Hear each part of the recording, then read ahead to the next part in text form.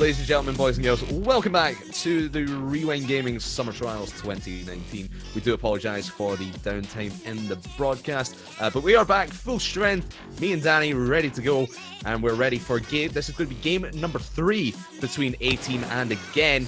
A-Team took game number 1, 3 goals to 2, and Again took the last game just there. I believe it was 2-1, but it was very, very close towards the end. It was a fabulous little game in between, and sadly you can see it, Spicy Magoo's play off to the middle, but for the sake of competitively, we let those lads keep on going. You know what, they have warmed up a bit. Oh! And you can certainly see that they're warm, Danny. What a shot from Ely this is. Oh, it is fabulous. Gooch could not get to it quick enough, and Sharp just merely a spectator as well. That's lovely. That's the mark to the trial. 1-0. We were saying just as the broadcast was down, the first game was getting pretty sloppy, especially in the defense. But the boys have tightened up, and they are now in full force. And we're ready for some good Rocket League here at the Summer Trials as Danny gets a pass in from Gooch, takes the shot, Magoo takes it away, but it's still in the danger zone. Sharp will take the shot. Androso being a bit sloppy here in the first couple of games, but he is starting to pick up the pace. Oh, that's lovely. Bit of pace. Goose and Sharp. Nice 1-2 plays, but sadly there, Danny just sits too far deep and a loose transition. Wow! Oh, that's unlucky, but Androso gets it on the rebound. Unlucky Ely didn't get this one. This was a fantastic shot.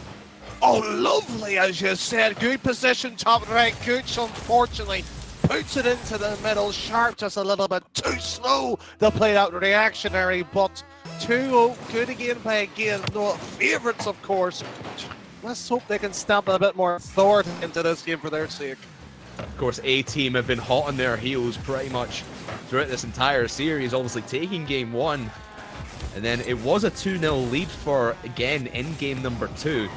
But I think a 30-second goal went in, and then they almost had a 0-second did A-Team right at the death. But never know, still 3.5 minutes to go in this one, and anything could change as Androso takes it to the side here. No boost as he goes up for it. Going to have to call on a teammate as Danny makes the save. Now Magoo, 52 boost, looking for the double touch. Could drop it down, but Gooch, great stuff from him. Getting up the wall quickly to get it away. Oh, lovely stuff here by Again. Nice little 1-2 from the sitting a little bit deeper back alone. Frankly, the A-Team themselves trying to put it fast and direct. It's not going to work. Needs to be back and passing to their normal style of game. 1 to that! It's just spectacular! That is what you want to see out of this Again team. Fantastic play by Androso. Actually reverses up the wall and finds Magoo in open space. Great bait out from Magoo as he takes the players out of net, and it is a 3-0 lead for Again. The start here. That's what Again has, of course, playing all the trials so far. That sub slightly stepping up to the mark and the pace. Let's just hope he can still follow through, because the A-Team, they have the quality to get back into this, Crafters. That they do, and they probably want to try and play from the back of the field. As Again are a pretty aggressive team, so there's the chance of an overcommitment, and then they just catch them on that rotation. But Sharp just puts that one clear, as that one was firing straight onto target. And now, as you can see, Again playing sort of a very close contact game here as they try and bump their opponents in their own half. And now Sharp's got a run on goal here, actually fakes out Androso, not going to fall for it.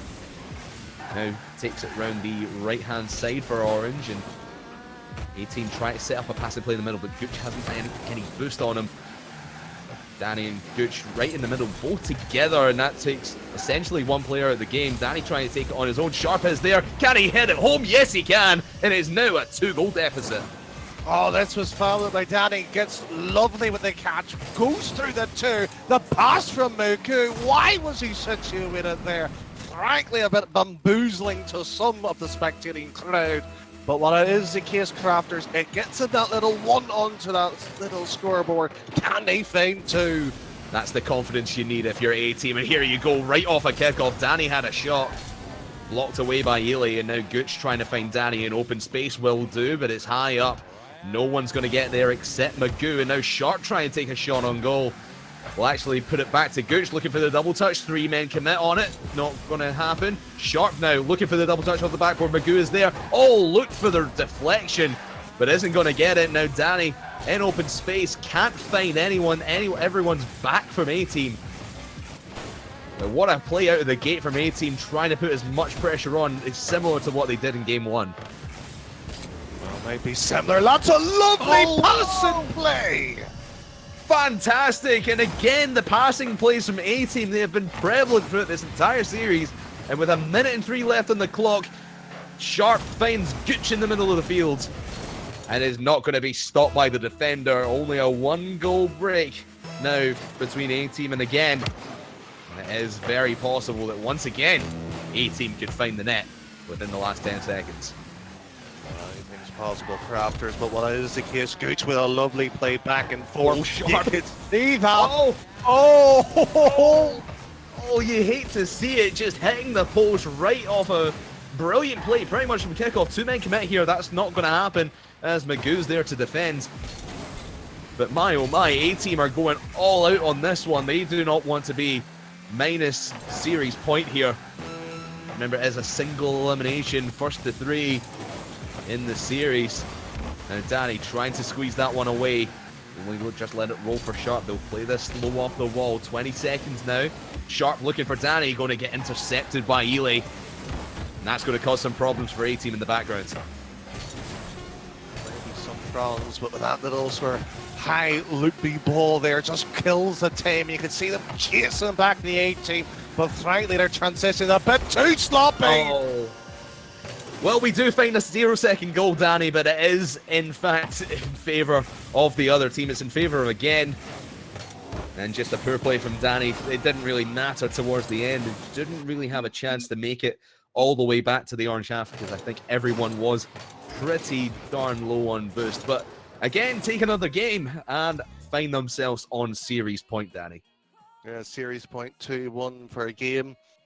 It's been an interesting sort of opening to our stream here, Crafters. But again, A-Team, they've been fabulous. They get themselves into position. We saw how brilliant they can pass it around, but again, it's again sitting deep. They're able to sort of weather that sort of counter-attack and play that goes straight out to them, and they're just able to get those sort of 1-2 tap-in goals. Other than that, again, I take this next game. Yeah, but the one thing you got to watch from A-Team especially is the passing plays. They are setting them up quite well, but again is starting to read them more.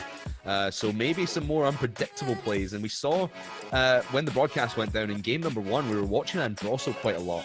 And he was going for very predictable passing plays. And again, and A-Team were finding them pretty much every time. But now he's stepping up. He's finding those saves, especially. You see there 4 saves from Androsso in that last game. Good to see, but A-Team always have that threat in the middle of the field, and it seems to be the Sharp and Danny connection that's getting things going, Danny. Yeah, I'm that good apparently. I shouldn't have You retired. are that good. You're that good, you're commentating and playing at the same time. Yes. To be fair, I've done that before. I did that in a Rumble Hoops tournament once and actually won it, so you never know. You never know. Well, you never. As we get going here on game number 4. Early pressure from A-Team, but the left for again. Now Androsso looking in the bottom half of the pitch. Good defending from the back. And a little bit of back and forth here in the midfield as now ball heading towards the orange backboard, and it's going to be picked up by Danny now, and Sharp looking to set up a play for Gooch in the middle, but everyone's starting to defend a little bit more. We talked about the defense being a bit scrappy, Danny, back in game number 1, but they have tightened the screws on that.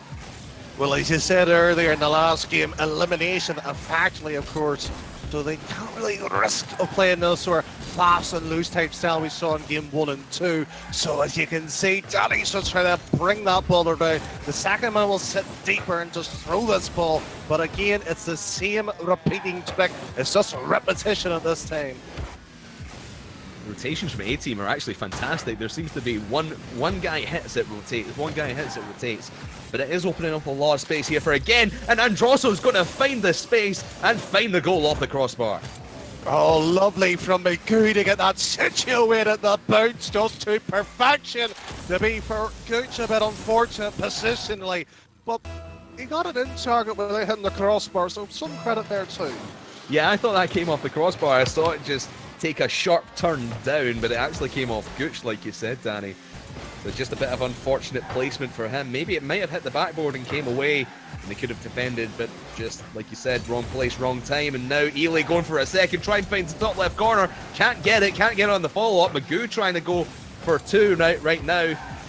It's not going to happen as that ball is well cleared into the orange half of the field. Good offensive play from again, but they need to make it fall. Well, they have found some kind of fall there for them to the wrong direction with the pressure they built upon here again. Nicely developed too, but again, there's nobody falling through. They're just sitting deep, get the boost, and allow the A-Team to march forwards. Well, Sharp's on the warpath with these demos too, within about 5 or 10 seconds of each other. Try to disrupt again as much as possible and play a bit of a spoiling role as Sharp had a opportunity on net. Now this one's going to be wide open for Gooch actually off the backboard. He's got it! Finds the space. Brilliant stuff from Gooch.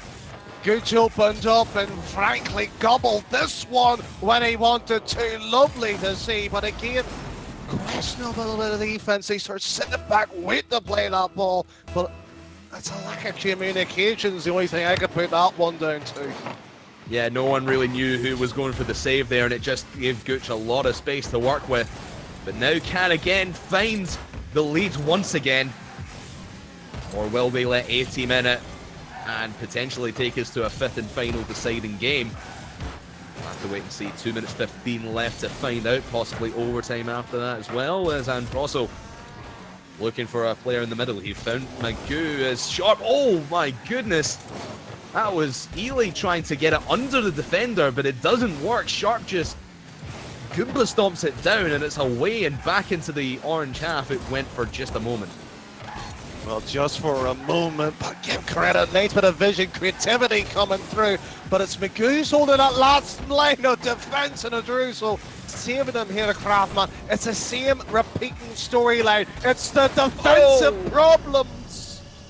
And like you said, Danny, the defensive problems just keep coming for again. You had 3 men in the net there, and Ely was the last man back as both the others went and got boosts from the side. I don't think there was any there. They thought that one was safe. It certainly was not. And Ely, a big whiff for him. Going to let A-Team back in it. And they're back in the lead. But again, similar fate. That's a double commit here for a game. But they get that transition. It's just nobody trying to control the mid lane. But it's a very much back and forth game. Whoever wants to control it. See if A-Team can take some control here. They won't, as it was passed out to Ely, and now Sharp trying to make a play of his own. Won't get past two defenders, but now draw Gooch in. Ely again, another whiff in defense, going to let Sharp in for this one. Androsso's going to have to try and defend it, but Danny's too quick, up on top of him, and dunks it under the crossbar. 2-goal lead. That's the first time I ever heard me being quick, but that there is just perfection. Oh, just beats the defense at the game. Backboard, frankly, should have been defended better. 64 seconds, Crafters. I don't see the comeback happening, but a consolation goal will do wonders for a game here. It would, and it would provide some momentum going into the deciding game 5. If we are to get there, you never know. Again, could come out their shell, but speaking of coming out their shell, they came way out of defense. Gooch, wide open net, takes a 3-goal lead. Well, frankly, a bit of lack of awareness and decision making. Again, they just feel pressure. They just have to go for it. It just seems to be at this case here, Crafters. There's no sort of sitting back, trust each other. It's just, I have to go for it at the moment. So see ball, hit ball type of play. Yeah, and of course they might have in their minds already conceded this game and looking forward to game number 5.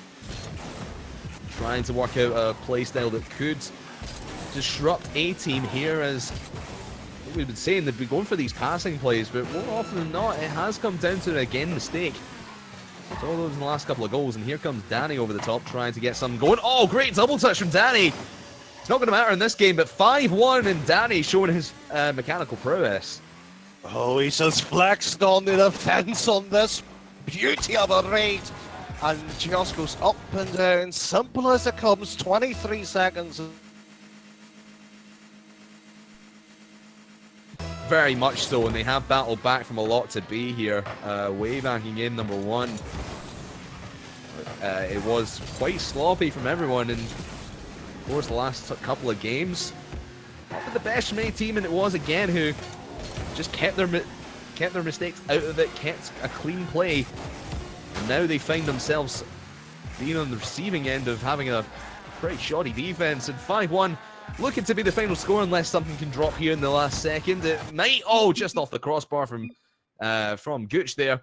But A-Team do take it and take us to game 5.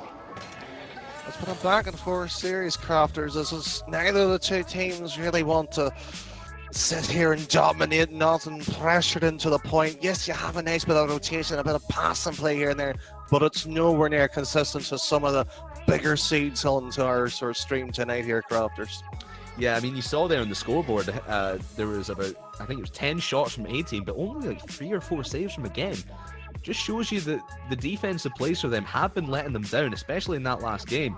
So they need to work on their rotations here, and I think you mentioned it as well, Danny. Communication is going to be key, saying who's going for it, who's going where, and it could all come down to communication, who calls what here in game number 5, and could be the difference between going home and going through.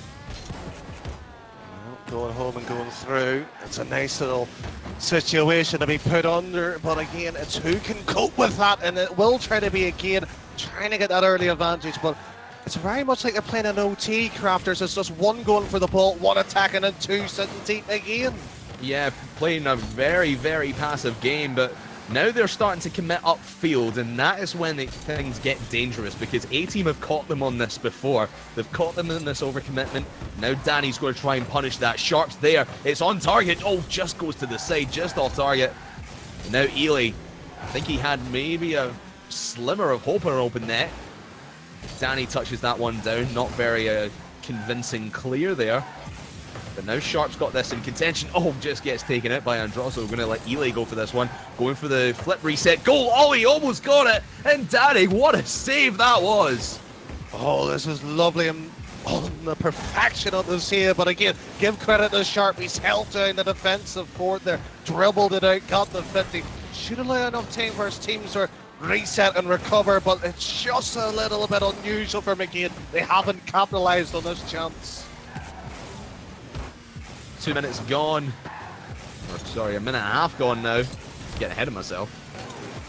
In this game number 5, deciding game. Both teams playing a little bit more conservatively, but obviously again coming back from this A-Team coming back from this 2-game deficit. 2-1, I should say. I'm getting my numbers all mixed up tonight, Danny. It's okay. Casters suffer with numbers. We do.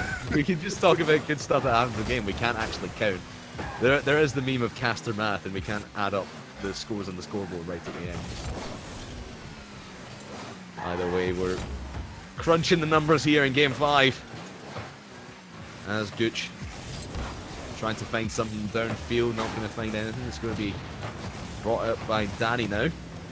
Sharp with the boost, going to chase this one down. Going to be taken away by Androsso now. Looking for Magoo. Might go for a bump play. No, Danny was there. Couldn't find it, and now it's very back and forth. One team goes for the shot, gets defended fairly easy, and then everyone rotates back. And it's just this cycle. You talked about the cycle in the last game, Danny, of poor defense. Now it's just the cycle of not spectacular offense. It's sort of mediocre gameplay, to be truthfully honest with you, Crafters. Back and forth, back and forth. Oh, and again, back and forth. It's just nobody willing to sit here, grab it by the scrap of the neck. You have a little bit of individual brilliance here and there, like from Sharp. But other than that, it's been a very dull game 5.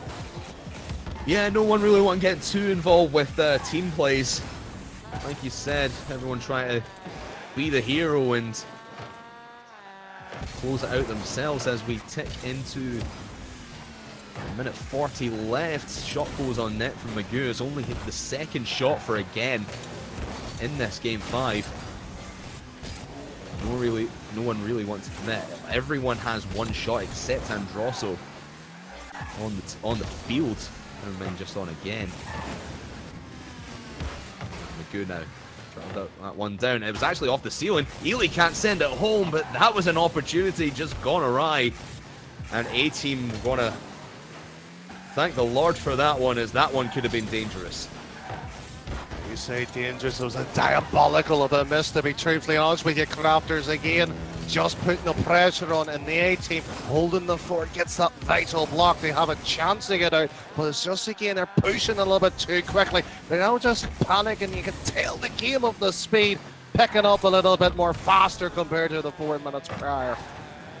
And of course, everyone with less than a minute to go, if they've not scored anything, the race is on to be the first, because the next goal could be the last, whether it comes here in regulation or in overtime indeed, which is now 30 seconds away. Danny's going to try and get it into the middle for Gooch, but shoots off target, finds him again in the corner. Now making his way towards the midfield point. Sharp was in there, but couldn't make anything convincing happen. Androsso was up, can't make a touch. Danny's going to take this one away over the head of Ely. 10 seconds to go. Can he make something of this? He's not got any boost in the tank, but he does have Sharp in the middle there. Gooch is going to come in, but this one looks to be hitting the ground. Just maybe. It is going to roll back towards the middle of the orange field, but that one's going to touch the ground. Surely it does. And we have our first overtime of the day, Danny. Yeah, lovely to see the first OT, but again, we can see 18 minutes of the similarity the last 5. Let's hope it's not. Yeah, let's hope it's not. We had a bit of a boring regulation, but Danny starting things off fairly spectacularly, going for the air dribble. I got defended. It does show you that he has come to play here in OT and will not throw. He will throw his full weight behind it, he will. Now Sharp, working in the midfield. They're going to get beaten out by Androsso. That one's actually wide open. Magoo could touch it. No, he doesn't. He could have touched it long, or touched it a little bit stronger, but he allows everyone from A-Team to rotate in, and we're still at 0-0. I mean, it was like trying to beat a fly with a newspaper there. Nobody want to whack the ball in. It's been a very much an unusual game 5 scenario. Oh! Sharp closes it out in OT, less than a minute in, and he gets the demo bump play. Wow, what a flick, and then the audacity to go and bump and actually, completely demo. I believe that was Magoo. But away they go, A-Team. My oh my, battling back from that 2-1 deficit in the series, and they bring it back in Game 5 OT.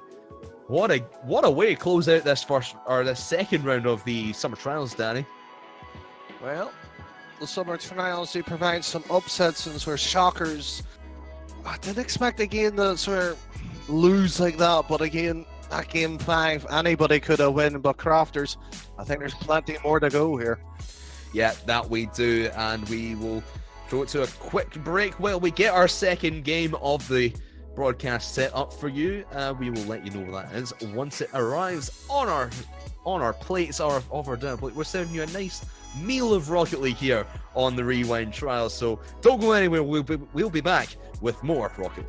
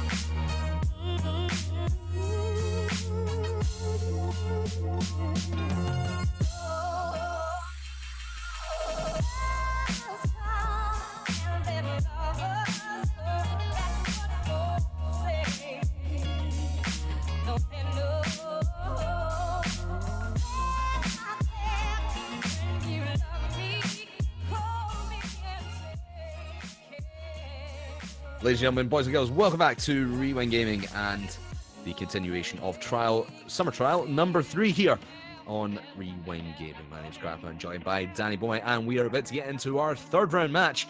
Second one up here on stream. It is a team name that a couple of team names you'll recognize if you follow Rocket League. It is Baguette Squad, who was in the Rival Series last season. Obviously dropped out, unfortunately, just missing out on their secure place, but they're going up against a fairly old name in Rocket League. That's Team WLF, if I can get my letters out, Danny. They're playing with a fairly new player, as Money Talk left the squad just a couple of days ago. Yeah, a bit of a shocker there. Hyder whopping on in for Money Talk, but again, you say, you know, an old name, not as old as myself to be fair, Crafters, but we've got Nothing both as of old them. as you, Danny. Yes, Nothing as old as you. Yeah. Shall we get the match underway before we talk about it? I think we shall. Let's get these guys in on Neo Tokyo. Get Squad in orange, WLF in blue, and of course Lindo there from WLF, one of the, I think, original founding members, or at least he's been around in the Italian scene for quite a while, has Lindo. Never really made too much of an impact, though. Well, absolutely one of those sort of the old dogs hanging around us. And bless his heart, he's been here and trying, but the Baguettes are piling that pressure upon them. Of course, Baguette Squad, one of the hot teams from last season in Rival Series, as a shot goes bang on target for Lindo, but Rizio there to take it away. Yeah, it was just unfortunate they just missed out in the top 4 placements to hold on to their spots, so they're going to have to requalify now. Here comes Hader of WLF trying to test that defense. And a fairly convincing start for both teams, a couple of good shots.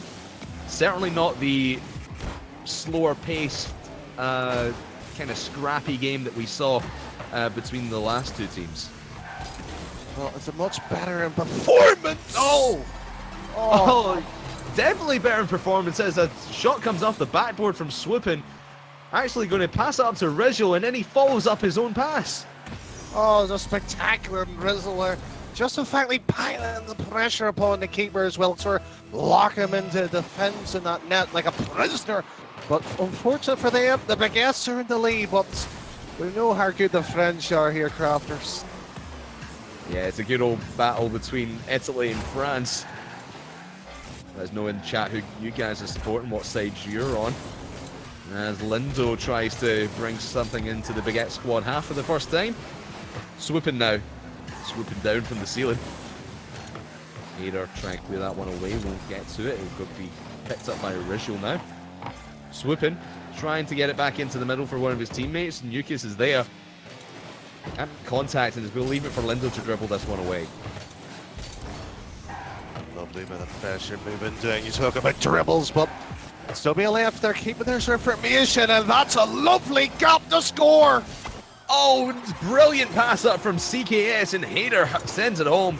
Like you said, Danny, everyone committed up from the Baguettes, and Hader just has all day to fly up and tap that one down for an easy tie game.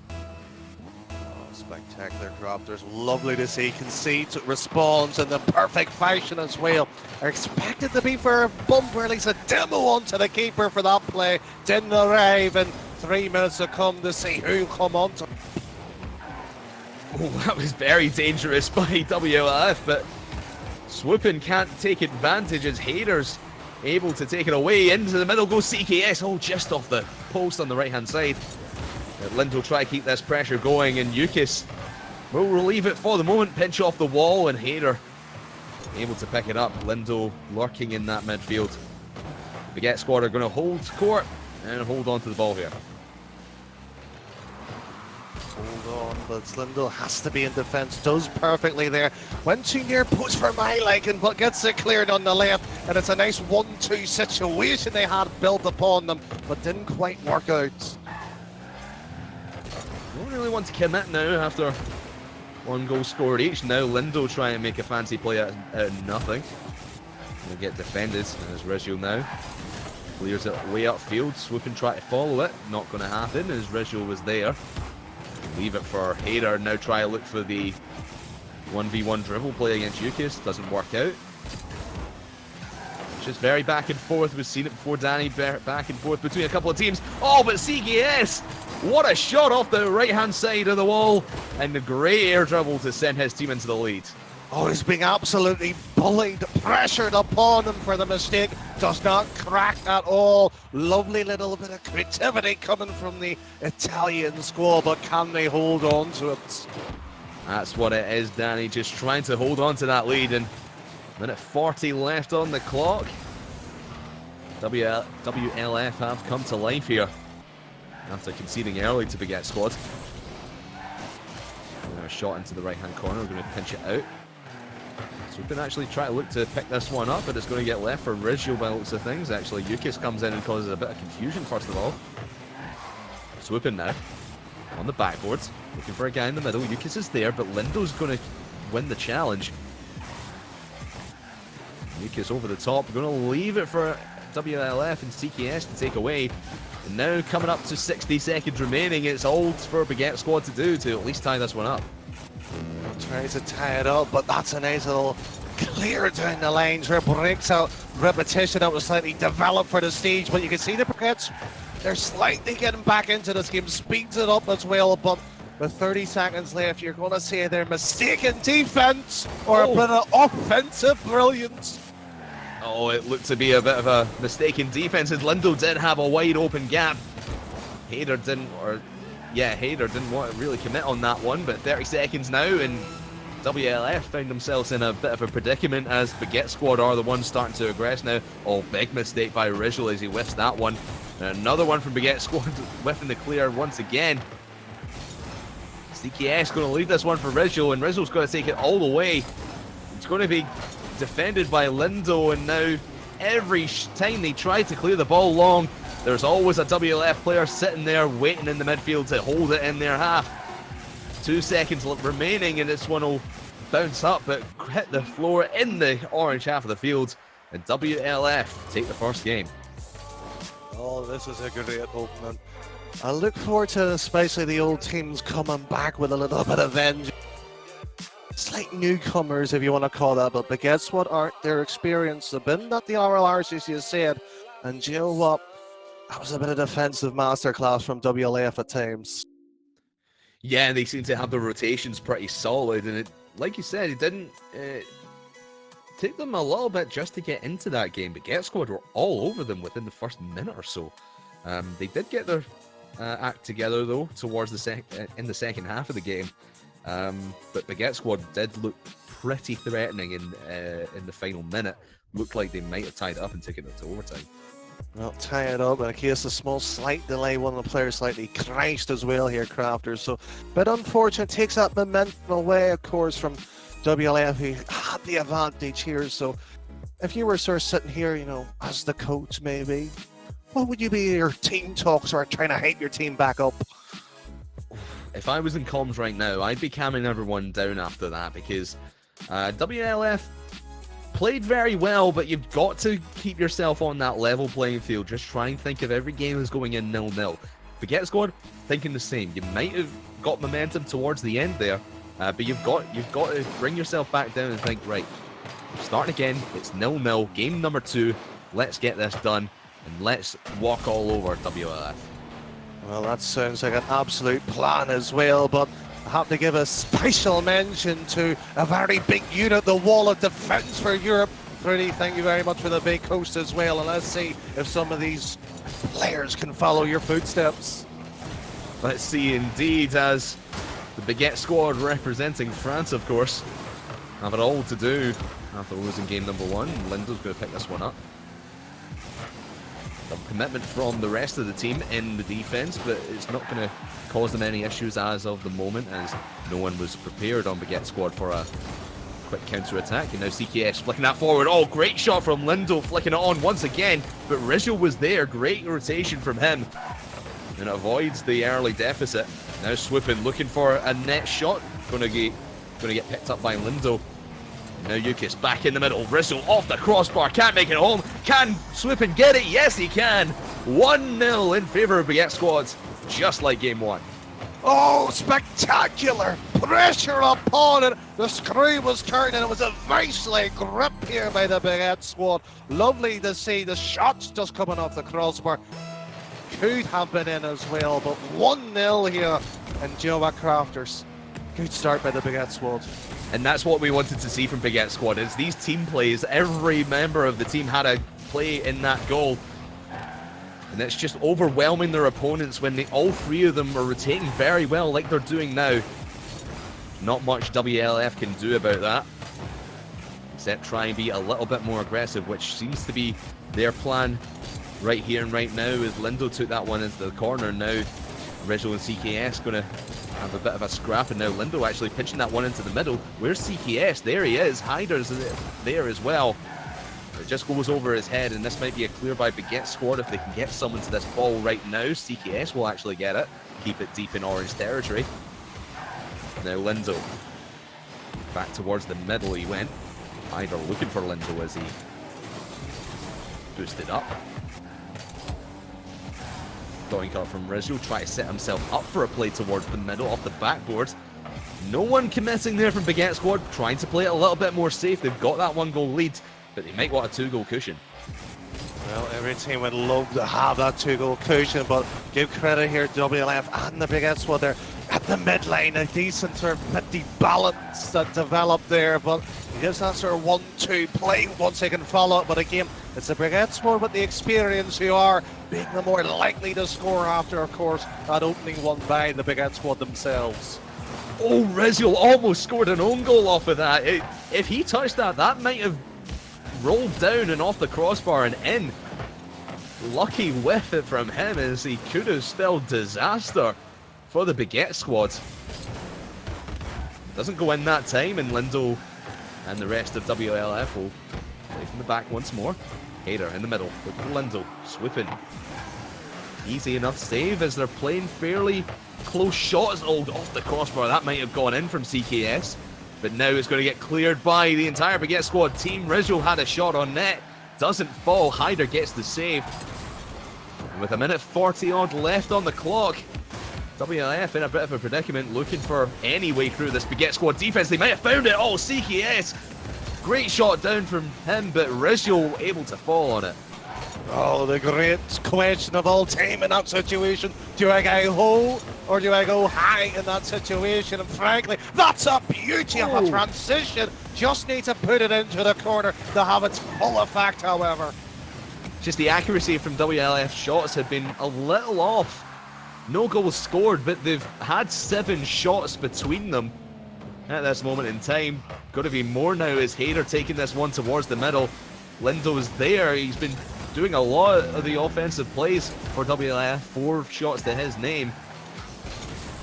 He's been the offensive powerhouse for them going forward. And look, seems like CKS and Hyder are just trying to feed the ball to him. And that might be the wrong strategy, because they are talented players, all 3 of them. Try not to give everything to Lindo to take past the Baguette squad defense. Well, as you said, sort of pointing that out, getting the ball to him might be a nice idea, but it's a little bit obvious. It might be able to read if you're the Big Ed squad. But that 30 seconds left here, Crafters. 1 chance is all they'll have left. Maybe a couple as Hyder putting this one long. Oh, Lindo goes in front of CKS. Maybe a bit of a miscommunication, but it takes 2 players out of the game. 13 seconds to go, and it's way back in the blue half. The Baguette squad looking to take their first game of this best of 5 series. But Hyder's got different ideas. Going towards swooping. Oh, gets it off the crossbar. Rizzo probably going to have to clear this one long. Oh, a shot comes in from Lindo right at the death. But Yukis puts it wide. And the Baguette squad hold on and take game 2. Oh, fabulous save at the end there. Diving across as well. To be fair, when you're in that situation, it's awkward to see. And of course, getting that, well, clinical finish. But WLF, do you know what, for a team that's with a new player here, they really are putting against the Big Ed squad with that experience of the RRs. And I know you've seen them before in Castle, of course, a few of them last season round. So where does it go from here? It's hard to say, because not only are WLF attacking quite a lot, Baguette squad are, well, they're kind of being forced to defend a fair bit. 9 saves between them in that last game. But their rotations and defense have been top-notch. So I don't know really what WLF can do about this. He can't be too aggressive because they'll just let things like that happen. But that's more over-aggression. That's just lack of awareness. Well, you call it a lack of awareness. Just diabolical defense. Just absolutely sitting there, waiting that ball. And you know what? You have to question, where did game 1 and game 2 and 3 sort of happen? It just disappeared with all that confidence we saw earlier. Indeed, and they're just letting Baguette Squad take pot shots at their net at this point. Look at Swoopin going up for this double touch. Great save by CKS though. And it looks like Baguette Squad are happy enough to, even at this early stage, get one goal and then sit back and just defend their net. So I think if they are to win, well, we are going to see game 4 regardless. So maybe in the next game, obviously, let this one play out, but in the next one, try and score within the first 30 seconds to WLF, but Swoopin within the first minute has scored 2 for Baguette Squad.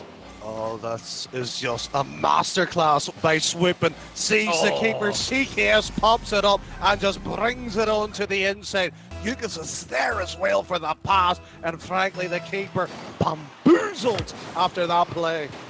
Lovely stuff, lovely dribble by Swoopin. Now Hader looking to respond actually. Yukas is going to dive in for the save there. Just saved their bacon. Oh, great thing by CKS, looking for the 1v1 plays as well.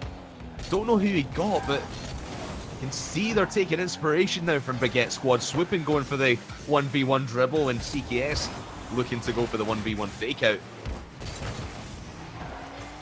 And now Lindo looking in the middle. She has CKS there, but Rizzo was in the way. And Lindo looking to get a couple of bumps in. His Hader going for a couple of air dribble plays. Lindo's got an open net. Oh, he just puts it high. CKS with one last shot. Hader rotates in, but they can't get past this brick wall of the Baguettes. Well, that's a brick wall of Baguettes. Why would I change your patisserie there, frankly, Crafters? It's just a simple case, and maybe a little bit steel. It works perfectly as well. They pile on when they get that offense. But as you say, they get their formation closed down tight, and it's just working for the time being. The Baguettes may be rock solid in defense, but there's nothing stale about their offense here either. They are happy to sit back, like I said. 2-goal leads has been enough for them previously, and Hader are looking to go over the top there. Not going to get anything going.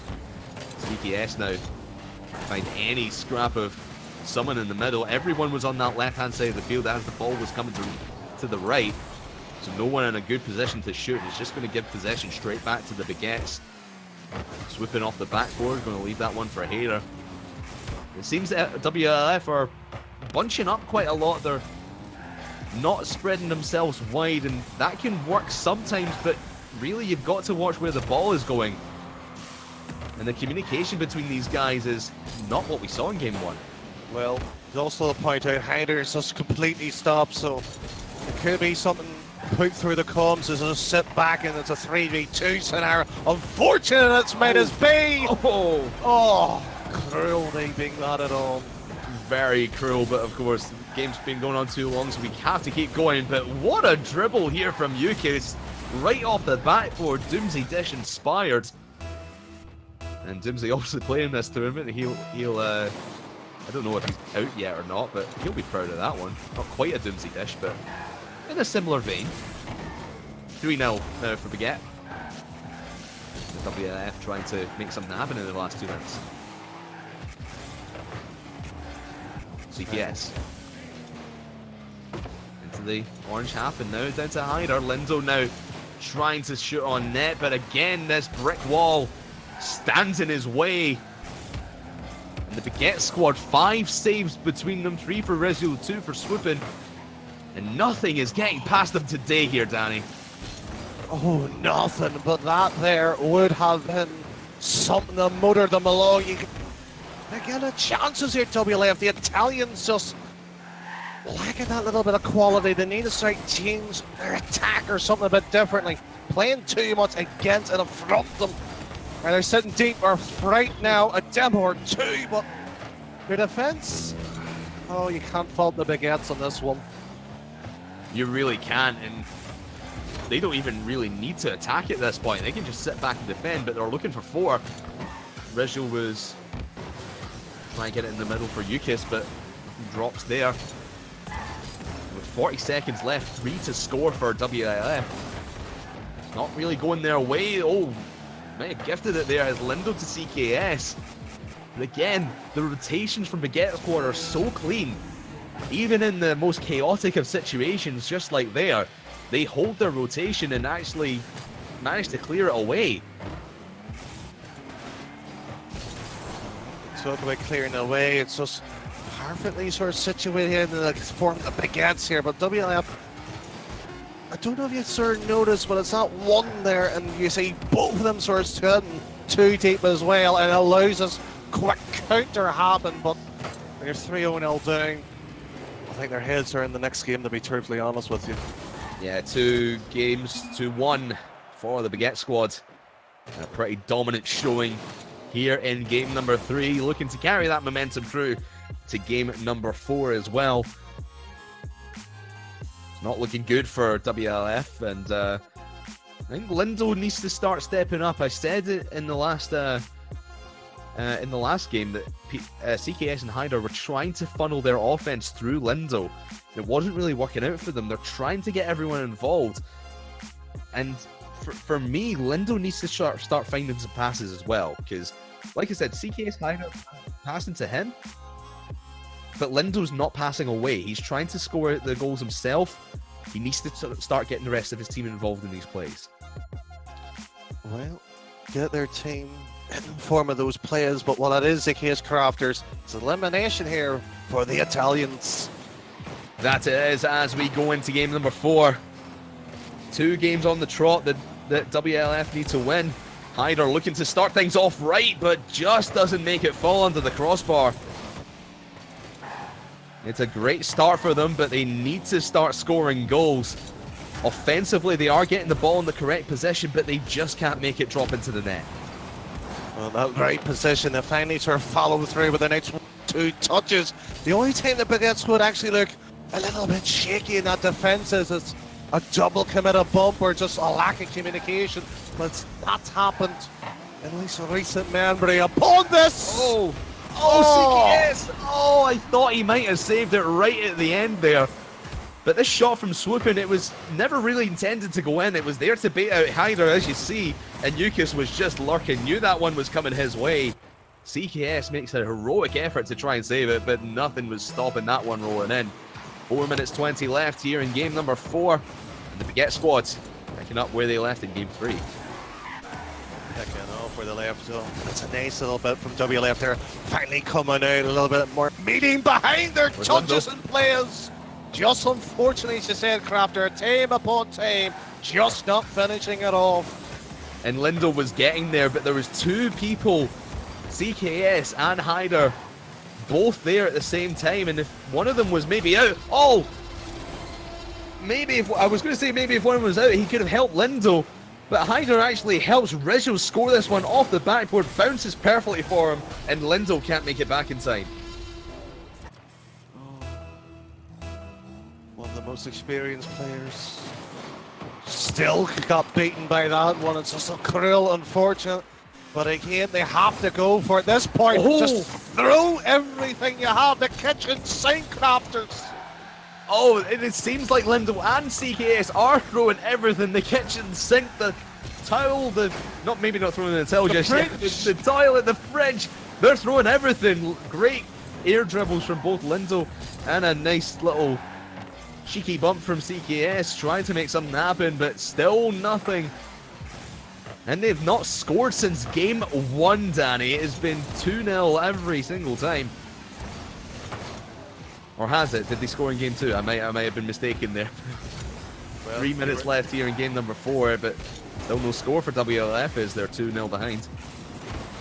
Rizzo looking for a third, but not going to drop as it heads back towards the Baguette Squad half. They'll reset. They'll reset. They have scored actually in game 3, but doesn't necessarily matter, so it was mere consolation, Crafters. Well, it goes back and forth. You can see the Baguette Squad. Oh! The Italians with a bit of flair in defense there. Oh, but Swoopin was going for the flare on offense, just trying to pinch that one down. Just goes into the path of a couple of defending players for WLF. 2.5 minutes gone, 2.5 to go here in game 4. WLF needs 2 goals to at least send it to overtime and save their tournament here in the Rewind Summer Trials 2019. As Baguette Squad heading back towards the blue half where they've been so familiar here on Neo Tokyo against WLF. Just seems that they always have possession down that blue half. CKS takes a shot and he gets his first goal since game number 2, I think. But 2 minutes left. They've got a chance here, Danny.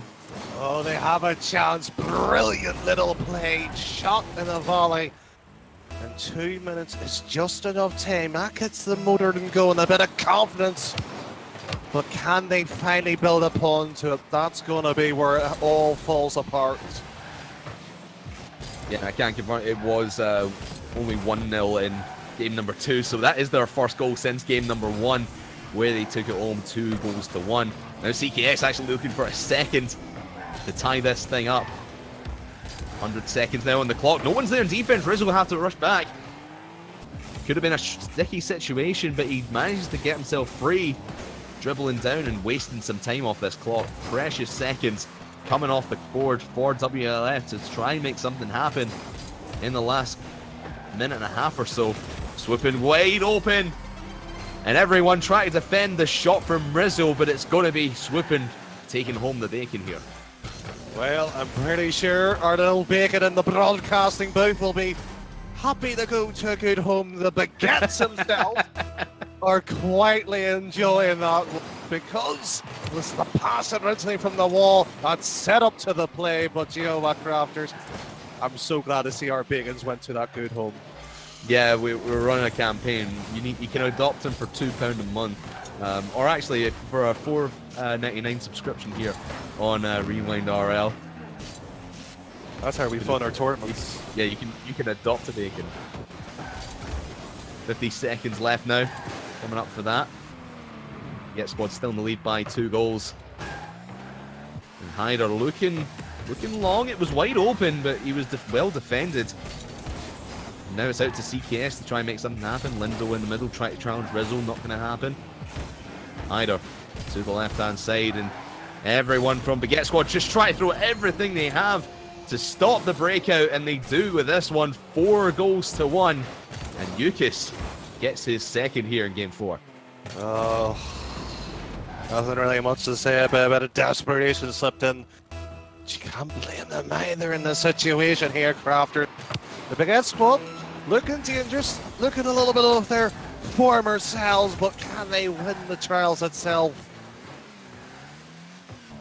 Looking like they're setting themselves up for a finals run here from round number 3. Of course, they've got a long way to go still. It's a shame from WLF, one of the big names in the community scene of Rocket League for a long time now, and they're going to be dropping out here 3-1. And it is going to be Baguette Squad, the team from Rival Series last season that everyone had their eye on, and they make it to round number 4. In fact, they make it to the quarterfinals. Well, quarterfinals. It's going to be an interesting one, and that's where also the points become into play, Crafters, for the big final itself next week on Sunday. Of course, the points given to the top 12 places. Is it 12 places? I'm looking at the is it top 8? Top 8. Top 8. There you go. Get to the quarterfinals. You get yourself some points. All building towards that trial final.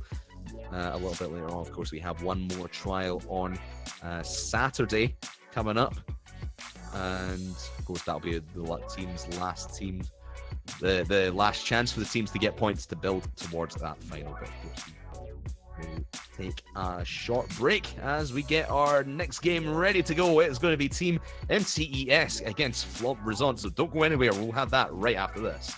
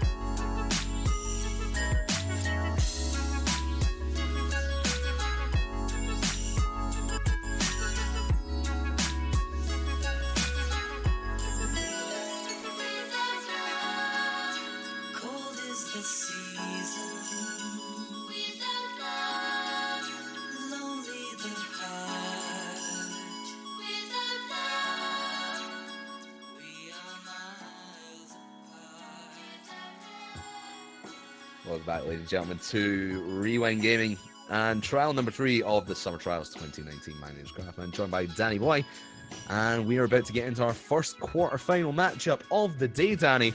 It is going to be Team MCES versus Flomp Result. But before we do that, let's run through who's made it this far. Obviously, we just saw Baguette Squad make it. They're going to be taking on Stratus in their quarterfinal match. That's on the same side of the bracket, so the winners of these two games, being that game and of course the game you're about to see, they'll face off in the semi-finals. Meanwhile, on the other side of the bracket, we've got Exalte against Team Shizou. Team Shizou, who are doing quite well on the scoreboard, if I'm not mistaken. Oh no, they're 10th. They got 3 points from the first cup. So at least they're on the scoreboard. That's the main thing, Danny. Well, you say the main thing is spudding along quite nicely, but there is, of course, that other quarterfinals with Discombobulated versus Dream Eaters.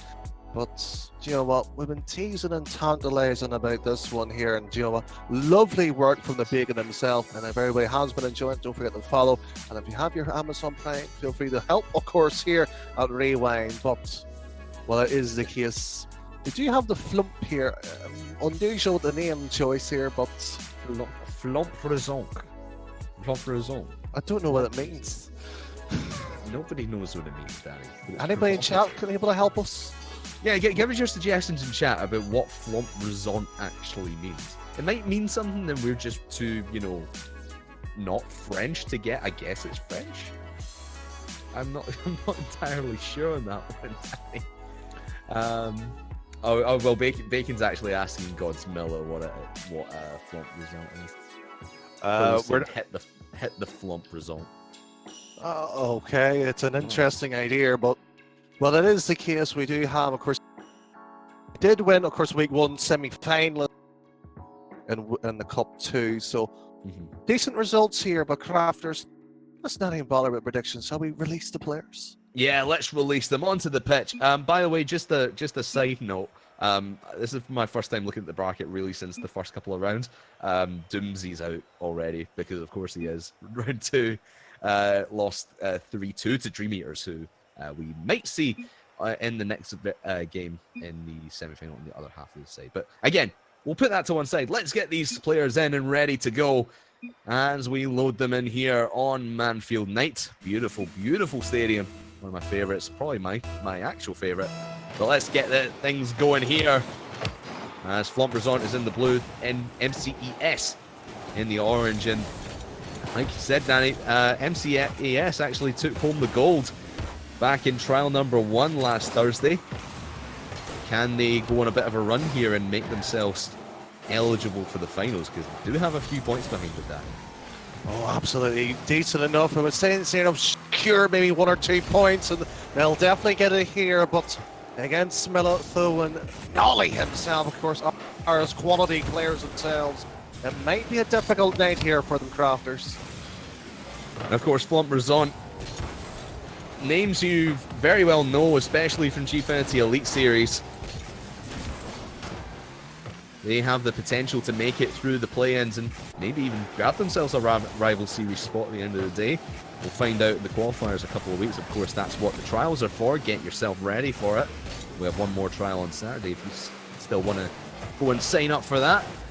These guys signed up for trial number 3, and that's where they are a minute into this game. Godsmilla has an open net, doesn't have the boost to get it. He's going to leave that one for Craw. And now he has that 100 boost going for the Doomsy dish off the back wall. But Tho can't keep it high, and Craw is going to come up with this one. MCES, bit of an attacking play now for them. Not with Smiller and the German efficiency in that defence working quite well enough. And you know what, funny enough, Crafters, I got a small message. A flip resets. Will we get one? I just heard flip resets out of that, Danny. I don't know who you got the call from, but I heard about the flip resets, and I'm very excited to see if we're going to have any of those coming up for us. Just going to have to wait and see as Exotic takes a shot towards net, goes off the backboard. Though going to clear one down. Craw able to put the stake in. Now Nice. Craw trying to make something happen now. Oh, almost gets the dunk over Tho. No, he's going to take this one up off the ceiling, looking for a ceiling shot. Not going to work out for him this time around, but Godsmilla is there to keep the pressure going. Oh, shot by Tho. Might have a second attempt at it all, but he gets bumped out the way. I believe that was Econ coming in for the clutch bump there. And now they have a chance to switch that back into the blue half of the field. Yeah, Tho actually playing it slightly deliberately, trying to get that bump shot on target, but the flump themselves there again. That nice little pass play. Smilla lurking it around for that cherry pick, doing wonders in the work. But you know what? 0-0. It's shocking to see we haven't seen a goal, but the defence from both sides holding spectacularly well enough. Yeah, we've had, out of the 3 series we've had today, we've had a really defensive team in Baguette Squad, a really attacking team in WLF, but now we have 2 defensive powerhouses, and Tho breaks the deadlock and gets the first goal on the board. Oh, the treble came out effectively there. Was put them in a situation that he couldn't respond upon. And you know what, 3 minutes ago, we've seen our first goal. Nice to see, and you know what, it forces the opposition to come in and play a little bit more, Crafters. And you know what, that can only mean one thing: better players. That we do, and we have a full 5-game series to experience that. Let these guys get warmed up here in game number 1, but of course, fighting for a top 4 place now in the quarterfinals. Get 3 points if you finish in the quarterfinals towards the trials scoreboards. You get to the semis, that goes up to 6. Everyone trying to put themselves in contention for a final spot later this month, or later into September, I should say. Minute 20 now. Econ fires on net. That one is actually open, but Noli's going to get there. Crawl looking for Exotech. Will find him, but well defended once again by Flompersont. Not on the backboard, Tho will clear it away, and Every aggression that MCS seem to make, it is met very well by Flumberzon. No matter who's playing up for them. And it's a fairly even game in the midfield, but Flumberzon is winning those challenges more often than they're losing them. Well, maybe losing them here and there, but it's a simple case here. Of course, Cup 1's winner might need to find a little bit more of a better response. They've been stuck in defense here of solidly 2 minutes. They have a momentary spill here, but they cannot find each other, and that's been the difference. Just, sorry to interrupt you there, Danny, but what a pinch from Godsmilla that was, sending that one down. Cookser would be proud of that one. As Craw try and get something in the middle for Econ, excuse me. Not going to happen, but it is going to find its way into the path of Godsmilla. Fresh off his second place at Insomnia, and he makes the second goal here. Oh, that was spectacular position maker. And GeoCrafters, I believe even Bacon would have been stunned on that one. 2-0! And let's see if they can swipe their way further into this series. Let's see if they can do that indeed. As the clock ticks down to 0, Flump result 2-0 up. Cat scored 2 in 0 seconds. Which means they're going to take the first game here of this 5-game series. Oh, wonderful series here that's developed, and GeoCrafters, it's been a pleasure just to see Smilla play recently. I've cast him on the Insomnia B stream, developed into a wonderful powerhouse, but Joe and his team, they're confident, they get in those situations, and you know what? They might do it tonight here in the Big Squad. Well, it's going to be a difficult matchup, and that is what happens here in this best of 5. Yeah, of course, playing on LAN is much different to playing online as well. Godsmilla, he was playing with Junior and Virtuoso last weekend down in Birmingham at Insomnia 65. Different team here, probably the team he could end up playing rival series with. You never know. Actually, the roster locks are in, aren't they? They are indeed, and that they is are the roster. indeed. I'll go look it up in a second. Well, you can sit there and look it up, but you know what? We see them in the flesh here, the metallic bodies of potential juggernauts. We've seen them before the RLRS, and you know what? It'd be a nice return, or the new blood here can maybe spark that upset. Possibly indeed, as Econ, fresh blood looking for the fancy play. Oh, just going to get defended by Tho.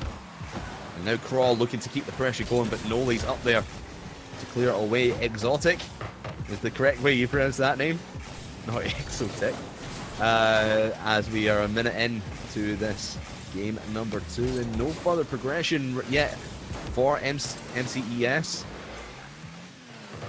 Try and find out any hole they possibly can in Floppers on defense, but nothing. No cracks showing on their side as great shot came in from Floppers on, not going to happen, but Exotic looking for the flick off the crossbar. Craw can't put it down. Econ can't follow it up. Probably smart not to, as it would have overcommitted the entire team. It would have been an easy counter-attacking play for Flumpers on. Keeps it a 0-0 scoreline, and MCES creeping ever closer, and that might be one there. Exotic's going to go up for this one, try to touch it down. Those there, double saved by Tho and Godsmilla, but they'll have time to recover as no one on the ball for MCES. Well, maybe not just yet, but look at Nolly just separating the defense for a moment, give them a chance for a bit of respite, but again, straight back and pressure. It's full. They really need to pull a little bit something special, but look at that. Oh, the German might be a little bit worried and sweaty as the opposition piled that upon them. Brilliant play from him. Oh, but that's going to pinch all the way in. Godsmilla himself. Where did this one come from? Oh. Billiards It's just playing. Yeah, just an overcommitment, really. I couldn't see who got the touch there off the yellow, off the orange team, excuse me. But it's just unfortunate and a big overcommitment. As Exotic trying to defend now off Noli. Not going to do it. He just flicks towards Tho. The team chemistry between these guys is on point. Oh, and just saved away. I believe that was Exotic, and now Econ will have a run at it. Not going to happen as Though and Noli double committing there. Will open the door for Econ. Out to Crow. Easy enough save for Godsmilla. Exotic trying to challenge Thow in the air. Obviously, Thow's going to win that one. Now Econ trying to go for a bump play, maybe in the middle of the net. Won't find anyone as Godsmilla was already up. Noli trying to go for the flick. Not going to find it as Craw trying to defend a little bit more aggressively. And that's good defense from Craw, as he doesn't let the ball get to the goal line or even give any of the Flumperzone players any chance of scoring. Good save again by Craw. Might be good, but look at that by Noli. Lovely position, control, delicate touches coming in, trying to work a bit of magic, but it's Miller who is holding that fort perfectly well for his team. It's just again, you see a double commit here and there. It's just how many times will they be pressured and counted for that mistake? Well, they had a chance there, but it's gone awry. Noli's actually picked this one up. Oh, just saved off the crossbar. Craw was the one to put it high. And his defense is starting to pop off here, Danny. Craw could be the brick in the wall that Flumperzone's going to have to push out. Might be the brick in the wall, but you leave my bricks alone. They're mine, Crafters. I know you're a Bricks fan, mate. I know. I was hoping you were going to go for a Pink Floyd reference, but well, I digress. Godsmilla now, in the middle, looking for the backboard play. They get taken away by Econ. Noli just trying to waste some time now, 40 seconds left. MCES are starting to be a bit more aggressive, but they just can't seem to hold on to the ball for an extended period of time, Danny, and that's working against them as they go deeper and deeper into the blue half of the field. But a bump in midfield left that one wide open for Godsmilla, and who's there to save it once again? It is Craw.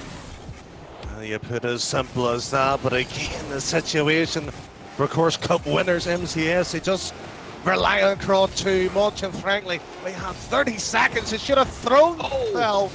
And Smilla a bit unfortunate to get away with it, but all that pressure will just secure game one. Maybe so, but maybe this one will get stayed in the air. No, it's not.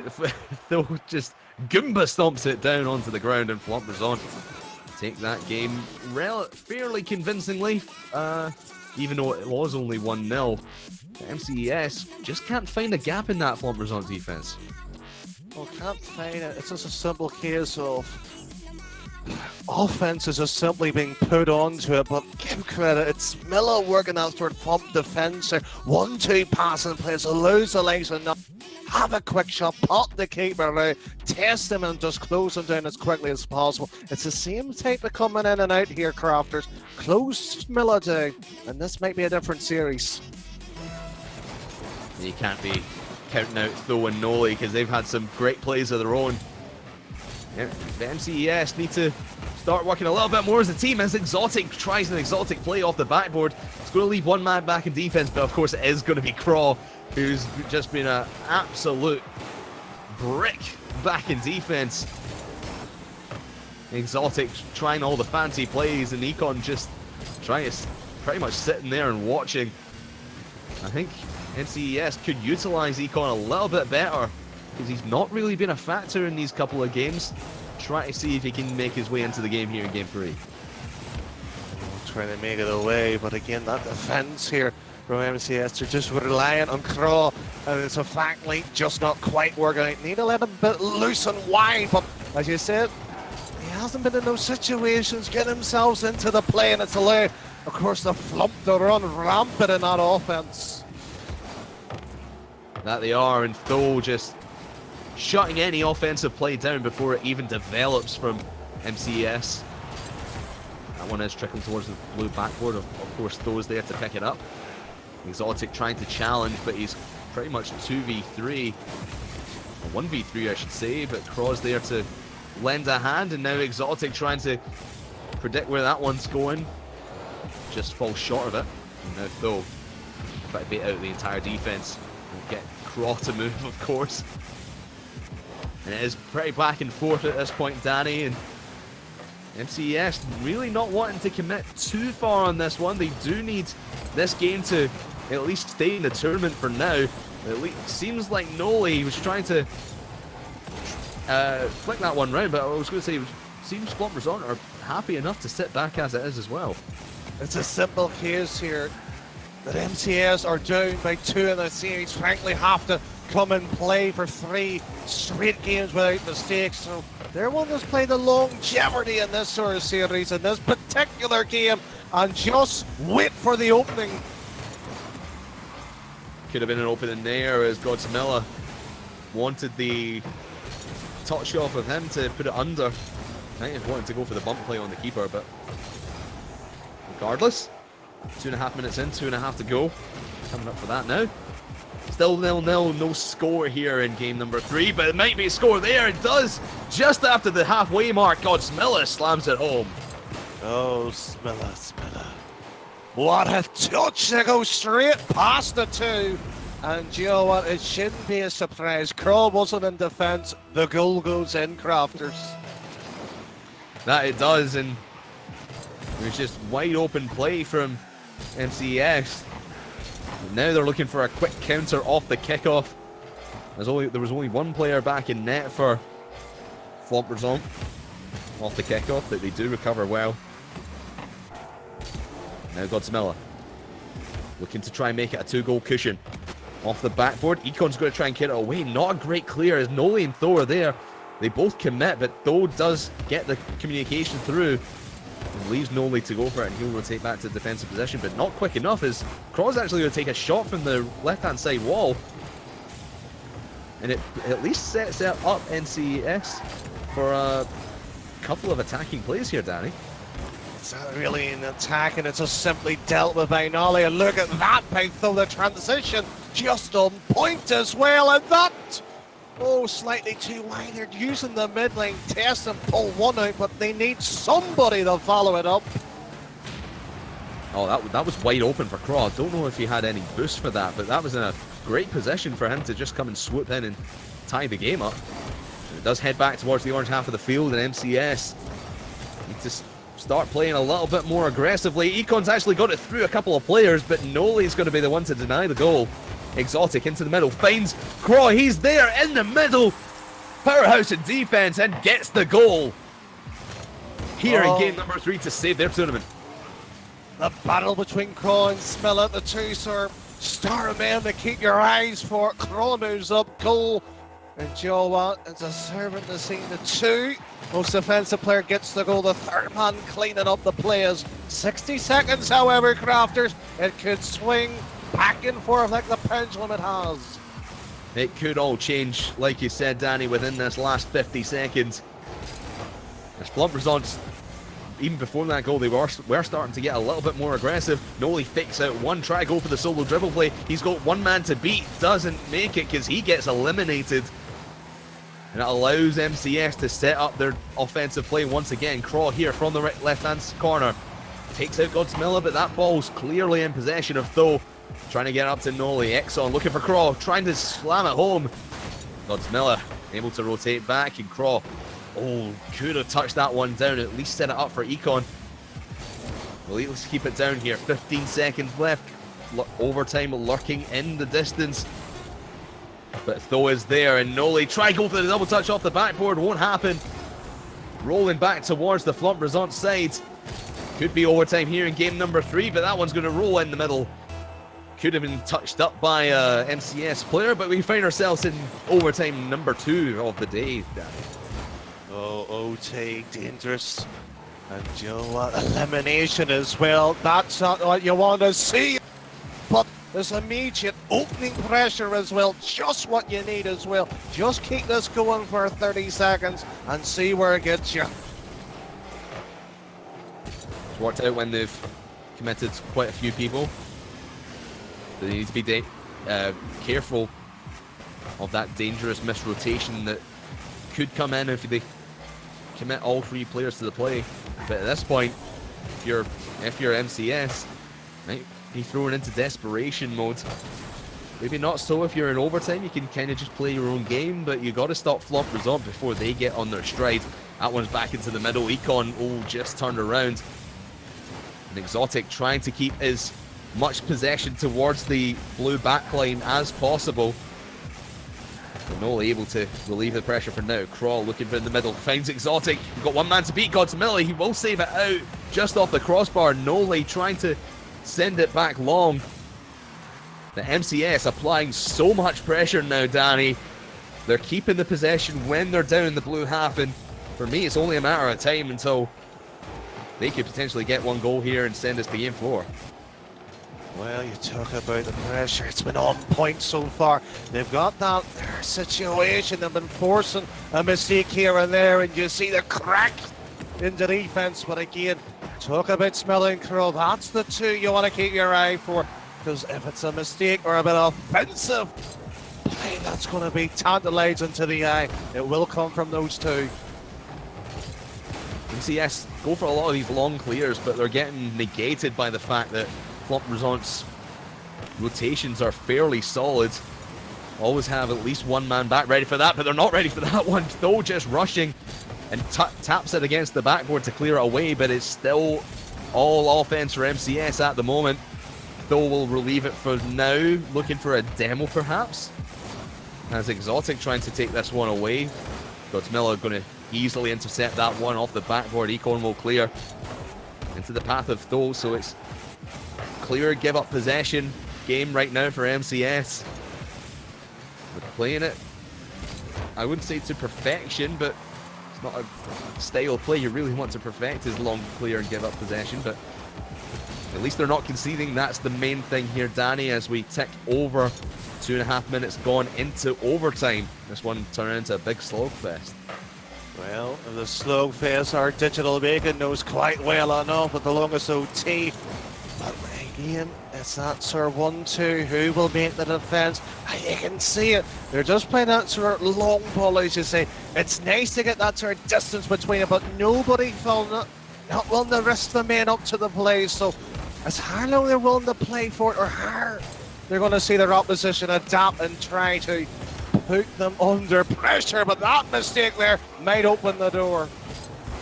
Oh, but it was a mistake back in favour of Flomp Resort. Is I think Crawl missed his shot off the wall. Oh, but there's Econ with a shot of his own, trying to flick it in. 3.5 minutes in overtime here, and still no closer to deciding a winner. But it's all pressure from MCS as Flomp Resort pulling out the big guns in defense, becoming a Craw of their own.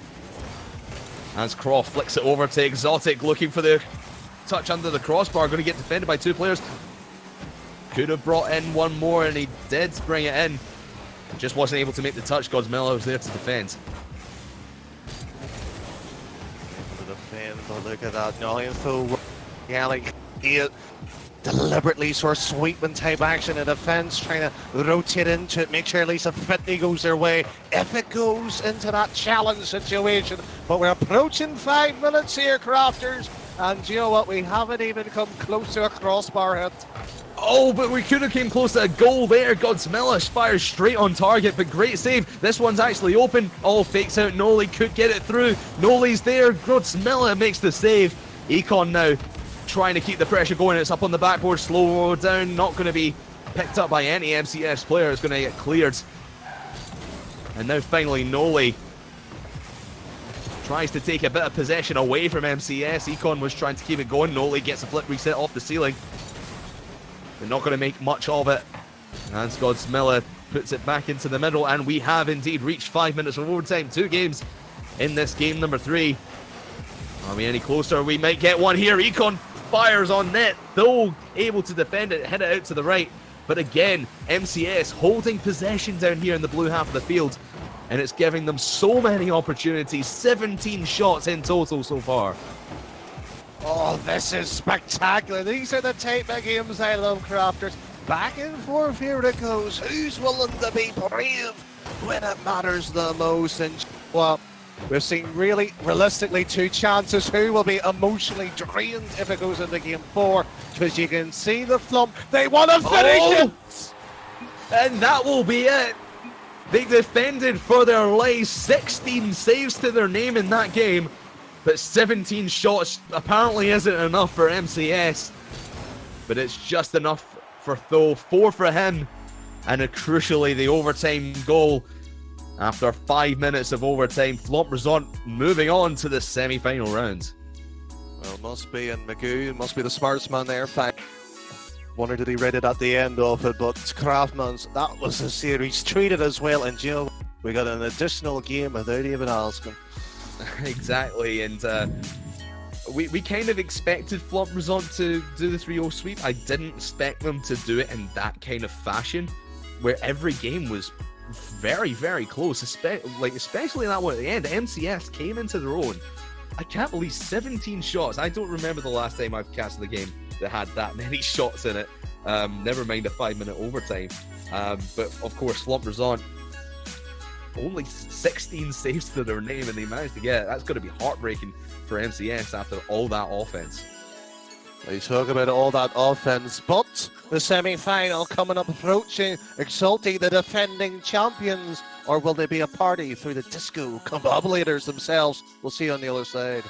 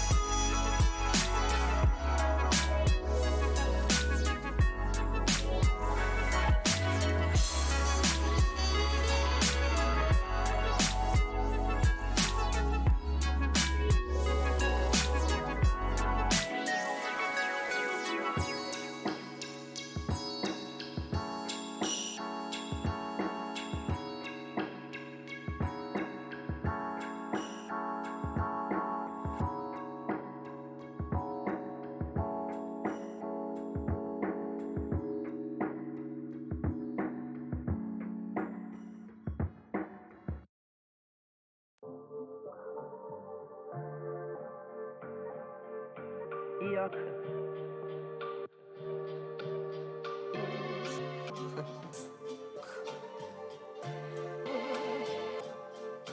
Yuck.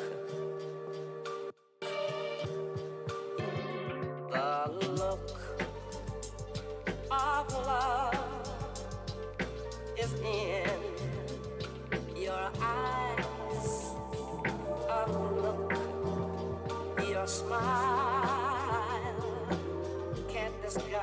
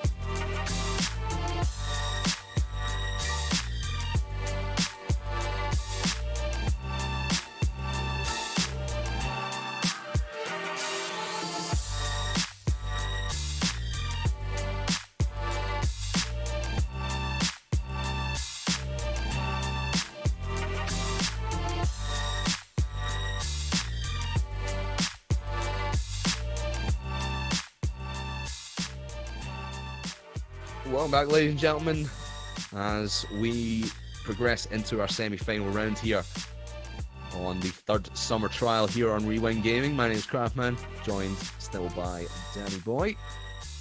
And Danny, we're hopping to the other side of the bracket to have a look at our semi-final game that we're going to have on stream. Of course, flump result we got through from the quarterfinal. We saw they're waiting on the winner of Baguette Squad and Stratus to play their semi, so we'll jump over to the other side while that's going on. And we've got Exalti, who are the current champions of the trials. They won last weekend, I should say. And they're going to be taking on Disco Combobulated. And Danny, I know you were just off air there. You're liking this name and liking this team by the looks of things as well. Oh, who doesn't like it? I mean, I was tempted to break into song, but we saved that for the after party. Yeah, I mean, please just save your voice for the stream. That's or save our viewers' ears is what I'm saying. Well, Crafters, you don't have to insult me like that. I know I'm an awful singer. I'm just making you more aware of the fact, that's all. Oh, you don't need to tell me. My DMs are filled enough. My mind flashes back to that singing cast that we did one time, but we'll pass over that and get ourselves back onto Neo Tokyo as the Disco Combobulators getting down and funky on the blue team, Exalti on the orange team, and like we said, they are the champions holdover from last week, Kieran and Sapphire with Eversax as well. You think they could make a run to the final and be two-time champions here at the Summer Trials? Oh, it's highly likely! Oh.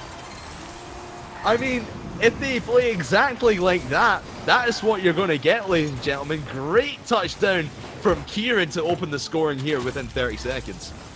Oh, but give credit where it's due. That pass, myself. Lovely onto the ING.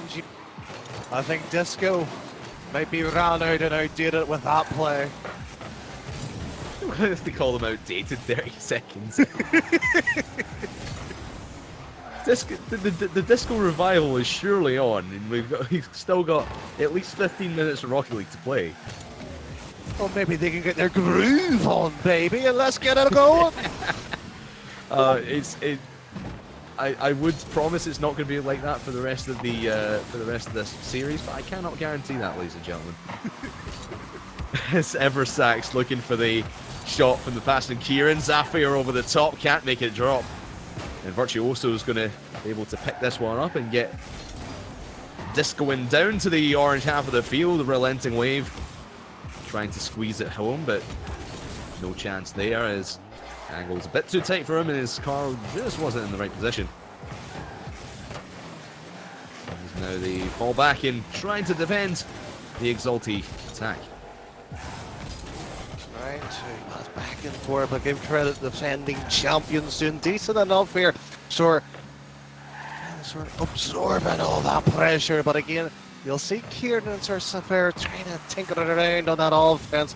And watch Eversax here, it'll be the long clear up against here the Disco side, but they're playing with their sub here, and it might be costly. Oh, and it was a great save by Relenting Wave just in the end, but that ball should have never got close like that. Relenting Wave just saving their bacon. Right at the end.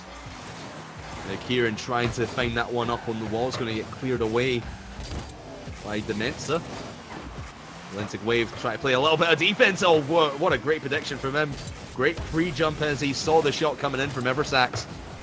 Trying to pinch that one away. Will pinch a little bit. That's going to be had to followed on by one of his teammates as Virtuoso now going for the air dribble.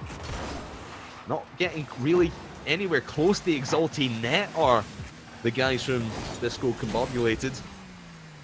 Need to start finding a couple of seams in the defense. Oh, great touchdown. Can Relenting Wave follow up? He can, but it's just to the side.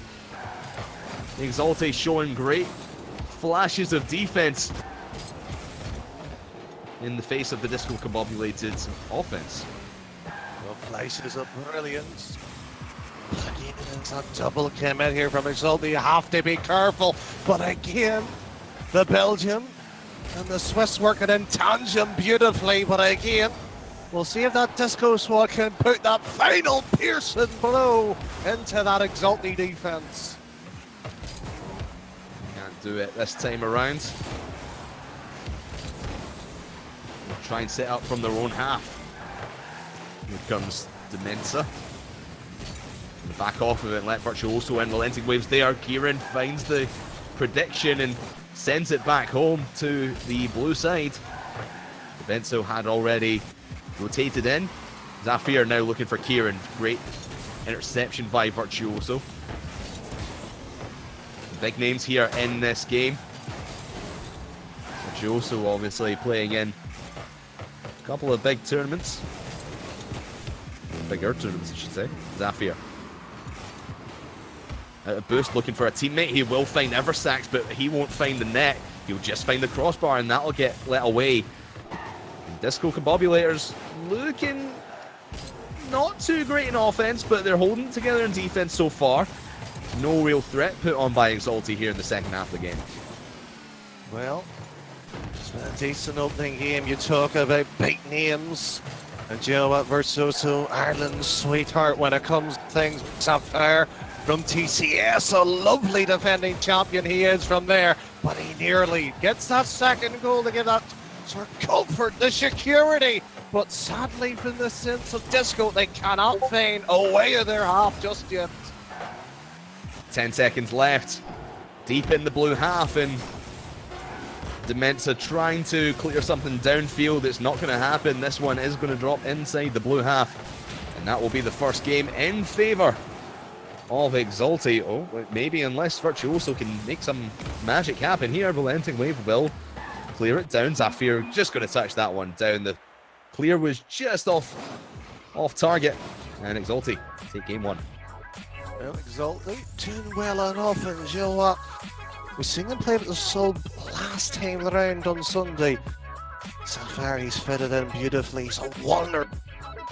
But do you know what? They're taking a bit of time here. They've got a neutral situation. I thought they want to continue that momentum.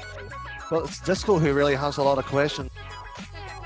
Yeah, but you saw kind of Disco coming into it in the final half there, starting to get their act together really. There was some great passes between Relating Wave and Virtuoso in the orange half, and Demensa is playing his role. He's trying to get those long clears and set Virtuoso and Wave up as well. So it'd be good to see what they can do here in game number 2 now with the game under their belt against them. Against the Exalti side, I should say. Time to start the comeback now. Demensa. Relating Wave, he will find him, and he will find the goal. Everyone's scrambling around in defense on the Exalti side, and that's the first goal of the series for Disco. Well, Disco. Oh. It's almost like a car crash. Somebody phoned an ambulance because of the defense. Just unfortunately splintered away and just did not get any form of the touch here. So Disco back onto the front foot, into the driving seat. Let's see what Exalti's made of. Yeah, they never really got tested in defense in their opening game. Now the questions coming their way in the first 30 seconds. As Disco start their mounting attack, but Zafir's going to interfere there. Oh, great double touch off the backboard from him. Taps it down and ties the game. Oh, you Swiss beauty of a man! I love you with the shot placement that and the Irish sweethearts. Might be finding the grass greener on the other side. What a piece here, Crafters. And it's brilliant touch there from Zafir. We know he's been capable of that before. Great to see him bring it out here in the semi-finals of trial number 3. Now Relating Wave, trying to relieve a bit of pressure. Exalti have found their voice here in the offense. Eversax found a little bit of a crease there through the defense, but just saved away in the end. Now Relating Wave looking for the double touch off the backboard. Kieran was there to defend it as well as Eversax. And now Demensa set himself up for a pass from Virtuoso. But Exalti read that one very, very well. And it all just comes down to these reading and plays. Exalti know where this ball seems to be going every step of the way. They always have a player in the way to make things happen on their side. Well, it's just exactly how you want to play. Get yourselves in the position. They're wide enough, able to use each other. It's Disco who actually has to work for these sort of types of players. But again, it's back and forth. A very few infields, but when they do, a spectacular shot, but nobody following up, however. And with Virtuoso out of the play, getting demoed, will open up the line for Exalti to move forward. And again, Relating Wave trying to take the ball upfield, but he gets destroyed. And 2 minutes into this game, and Exalti a little bit weak in the first 30 seconds or so, but they've found, like I said, they've found their voice here in offense. And they're holding Disco back. Just like the 1990s did. I don't know. Oh, that was a loose reference. That many Yeah, ones. very loose reference there. We'll try again later, don't worry. Try again later. I heard that one plenty of times through my career here, Kraft. Sadly, half the game one apiece, and we might see a mistake coming in here. Oh, might just, but very well held by Exalti, and that's going to result in an open net for Disco. Kieran is the one to take advantage, and Exalti put themselves up by 2-1. Sapphire with a lovely pop, and Kieran with a nice little follow through 2-1. 2 minutes still left here, Crafters, and again it's Disco. Again the questions, they've got themselves there late, but haven't been able to do much since. Yeah, and with that big overcommitment like we just saw, you could see they were trying to push themselves into the lead, but again, just wide open net, and Exalti take full advantage. Now Demetsa trying to shoot from that right-hand wall. Easy enough. Save for Kieran. Now Virtuoso bringing this around the right-hand side, looking for a man in the middle, will not find any, just finds himself. Demetsa actually runs in. Relating Wave could have a shot, just hits the top left corner of the goalpost. And now Eversax has one man to beat. He does beat him, and no one else can get back in time, and Eversax puts themselves up by 2. Oh. Beaten there. Wave just can only be a spectator to that one, sadly. 3-1-2 lead of a cushion here, Crafters. Didn't see it last time around, but Exalti really are sitting their authority onto this series. That they are, Danny. There's nothing really the Disco can do about it, other than just try and slam the net as hard as they can. But we did see that in the last round with MCS. They just kept peppering the goal line of Flop Result. They just couldn't get anything past them in that especially in that overtime. 17 shots, 16 saves. I'll remember that one. Not quite on that level at the moment with Exalti with a 3-1 lead. Only 7 shots to their name and 6 to Disco. They're looking for a 4th goal, trying to pad their stats a little bit. 51 seconds remaining, and Disco just stuck in their own half at the moment, and Zafir keeping the pressure on. Eversax will rotate in and once again just pulls Virtuoso up. And that was a chance for Kieran to go in, but he doesn't really need to at that point because they do have that 2-goal lead, and with 30 seconds remaining now, it's all on Disco to make something happen, and make something happen quick. Could happen here as Relating Wave. Oh, just goes off the crossbar. Virtuoso couldn't follow it up. And 20 seconds remaining. That might have been the only opportunity they had. And there you go, 4-1. Eversax gets the long goal to secure the win. Well, it was pretty much secured even before that point, to be truthfully honest. Wave a bit unfortunate not to score prior to that one, Crafters. To be fair, Disco, they're very good at hitting the bar, the side netting as much as they want. But please, think about the posts. They haven't done anything to you! You cruel people, just hitting the post as much as you can.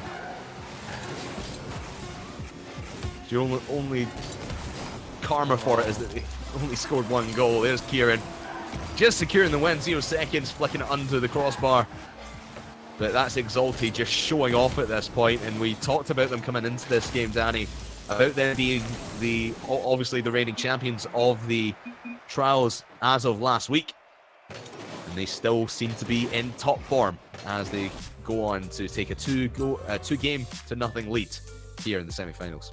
It's been an unusual performance. Just to put that sort of comparison to the last game on stream about the amount of shots, saves.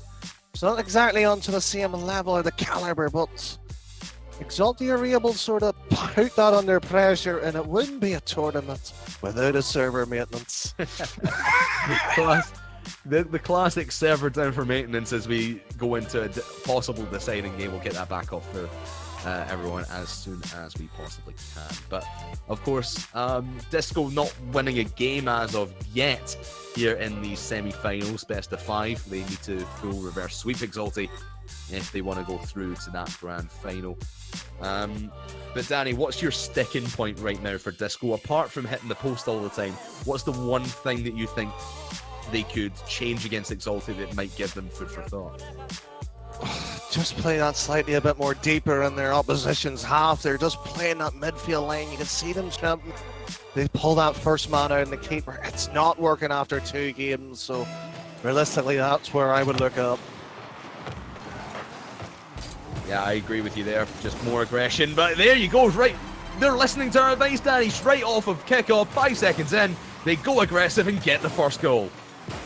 Well, I used to be the Irish best player at one point. There you go. Full of that. As Bacon said, dark times, Danny. How dare you? I was at the top of the game at one point. Yeah, but potentially the best player in Ireland right now, Virtuoso. Also off of the second place from Insomnia with London Esports that was alongside Godsmillan Jr. Making waves here, trying to get himself into the grand final. Obviously, full reverse sweep required at this moment in time. But it's a good start for Disco here. 30 seconds into this game, where they need to be perfect from now on, as Virtuoso takes the pass upfield. Metza got a lot of boost to work with, but he's not going to get there before Kieran does, and Kieran able to take this one way back to the blue half of the field. Zafir had an open net to shoot on, just puts it high. Possible mistake for Disco to counter on. Kieran just gets one last touch in before Virtuoso able to take it out of the blue half. Oh, this is dangerous, and you know what? Vert running into the lack of rotation and awareness slipping in. Disco has the lead, but you know what? Last time around we've seen it before, and it's Zafir who had the chance to tie it up once again. So back and forth as she goes, Crafters, and it could go into an OT here. Well, not if the Disco defense has anything to do with it. Minute and a half into this one, Demetza looking for a flick on. We'll just put it wide as Kieran was there to save any potential on-target ball. Now he's going to go for a air dribble of his own. Oh, just Virtuoso gets it in time, but Zafir's going to take another shot. Could have got a double touch there. Eversax is there, but Virtuoso able to get the final save away. Rotating in, Exalti. Fantastic play from them. Teamwork to the max. But no goal comes of it, and they still go goalless here in game number 3. Oh, fabulous by Vert. One of the wonders to see a defense play that comes out. But again, it's Exalti piling the pressure on. Nice little 1-2s developed, and that it's pressure upon it. But the counter, sadly for their case, gone against them. And that was brilliant positioning from Relating Wave. After the save from his teammates, he's way upfield, expecting that clear to come down. He just ran out of boost. He could have made that into a potential counter-attack. But great positioning from him will at least save the lead for them for the moment, as Zafir clears it down but only finds Virtuoso. He's up on the backboard as Eversax. Relating Wave, plenty of boost, could go for it. I will actually call into Metza, and he gets his goal. 2-0 for Disco here in game 3.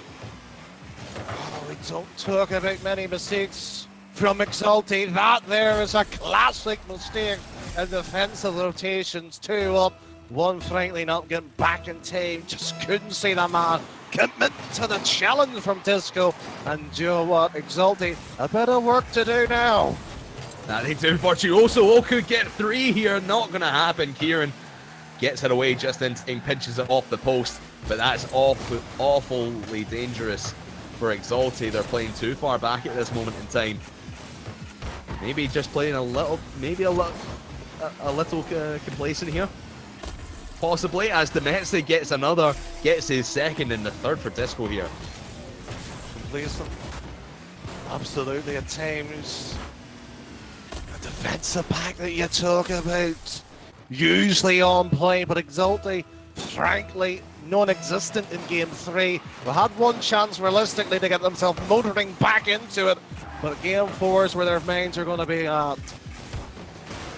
Just defense in my mind for Disco is kind of steps up its game, more so defending from the midfield, and when they do get in their back line, they are going for those long clears, and when they go for the long clears, they know Exalti has committed all the way upfield, so it just gives them a lot of space to work with deep in the enemy territory. Now with under a minute and a half to go, looking for a fourth. Oh, relating wave! Oh my goodness gracious me! Gets it under and gets the flick.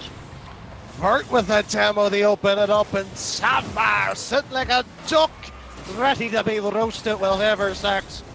Sitting there to be barbecued later. That is just a simple bit of mechanical brilliance and a bit of patience to go with it. 1 minute 20 left, Crafters. It's all she wrote in game 3. I say he got the flick, but he actually faked it, because it's one of those situations when you're in defense watching him go for that. He's flicked under, or rotated underneath the ball. He's got the ball on top of his wheels. And you're thinking, is he going to flick this high? Should I jump high?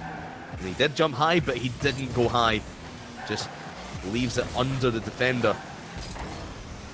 And 4-0. What a showing here in game number 3 from Disco. On the verge of elimination here. They have battled themselves back into contention. Virtuoso. They only have 1 goal, but he's got 5 saves to his name. That's going to be completely crucial going forward here, as he seems to be the defensive player. But Kieran does get 1, 37 seconds left to score 3. Not impossible, but it's outside the realm of possibility, at least in my mind, in my low champ mind. Well, throw rank really out of the opinions in this one. It's done, dusted. Highly, highly unlikely. You're talking about Slither. Even that for Exalti to get back into this game here, Crafters. So even they would tell you their minds are on game 4. That they would be in 20 seconds to go. Great save from Zafir, so he's just getting warmed up for game number 4. Trying to bring their defense back into the equation. Because Disco has run rings around them in the orange half of the pitch. And Disco on the verge of elimination. They bring it back and potentially start the reverse sweep. The potential, it's there. We've seen Exalti with the domination the game before. Disco over Collins and Kane, but again, Crafters, we talk about that mid-line. They're able to, of course, oh dear. We're going to have a slight delay here because Vert has a unique problem. So don't mind her helping them out with a bit of tea, because the players' mentality needs to be for, of course, the competition's sake. So hopefully 5 minutes. Very unique situation indeed, Danny. Apparently Virtuoso has found a tarantula in his apartment. I wasn't going to tell the stream that. I mean, I'm going to say it. We're going to tell them why Virtuoso is away. Yeah, I to be honest, if I found a tarantula in my apartment, which in Glasgow, very unlikely. It's yeah, like I said, it's a funny situation, but we'll get. I was going to say, they can just reminded me, Virtuoso is from Ireland. Where do you get tarantulas in Ireland? Are they wild? I mean, you're more of an expert in this than I am, Danny. What actually happens is Exalti has sent the tarantula over to throw Disco off their game, and that's just unsportsmanlike. We should remove the game tournament. Remove the impediment. Do you know what I'm thinking it's like, Danny? I'm thinking it's like, that scene in I think it's Home Alone 1. It is, where yes. it's like he just releases the tarantula on the Wet Bandits. I'm not saying, but you can imagine Eversax sitting there and sort of going, release the tarantula, just deliberately after that. Yeah, you talk about like Mr. Burns in The Simpsons, where you just like, release the hounds. Release the tarantula.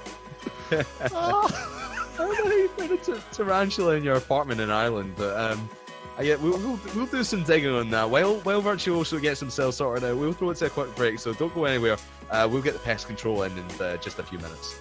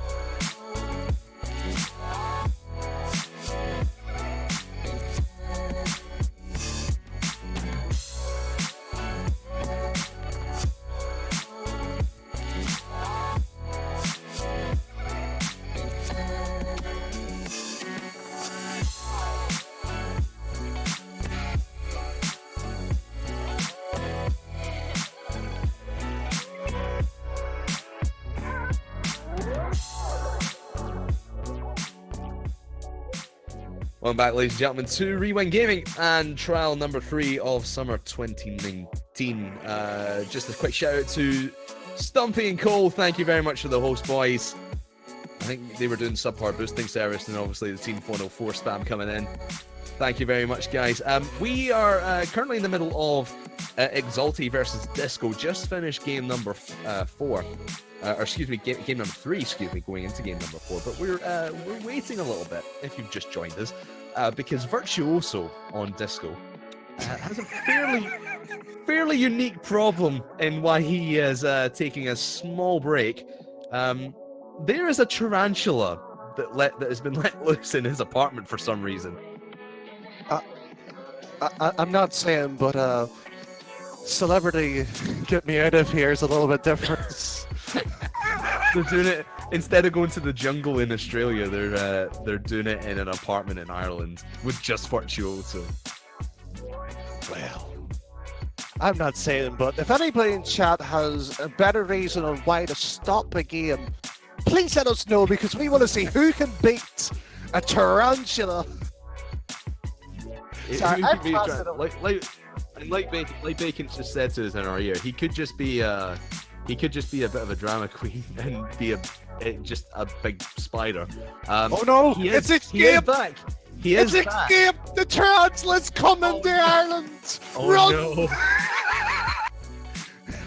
Oh no!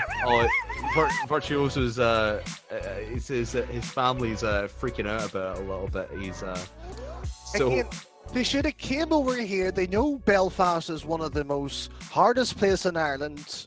Get me over there. I've got a big newspaper. I'll come and kill it, or release it into the wild in a safe environment, in a bin perhaps. But this is the dominating force that stops the European regions. North America. This is how you beat Europe. This is how you beat Europe, ladies and gentlemen. Just release wild animals into the playing area. Oh my goodness. I think the best. He says he might have to alpha boost it. Brilliant. One thing I was going to say, I was I know it's not quite Rocket League, but I remember this was years and years and years ago. I was playing a Minecraft UHC Ultra Hardcore, and someone had to say, right, I'll be right back, and sort of like locked himself in a hole, usually doing that. Came back about 10-15 minutes later, and we're like, oh, where have you been? What took you so long? He's like, oh, it's fine, my kitchen was on fire, I just had to go deal with that. Oh, that's my contender for stopping something. The reason why I stopped once I can't say on broadcast, I'll tell you after stream, but it reminds me of Marky Duda when he broke his glass and he cut himself in the middle of a scrim. So, oh dear. Yeah, so per Marky Duda, all those back away. So well, it is the case. We do apologise for the small delay, but Cole and Stumpy, thank you very much for hosting. Well, sexy man, of course. Yeah, of course we want to come back to say thank you for that.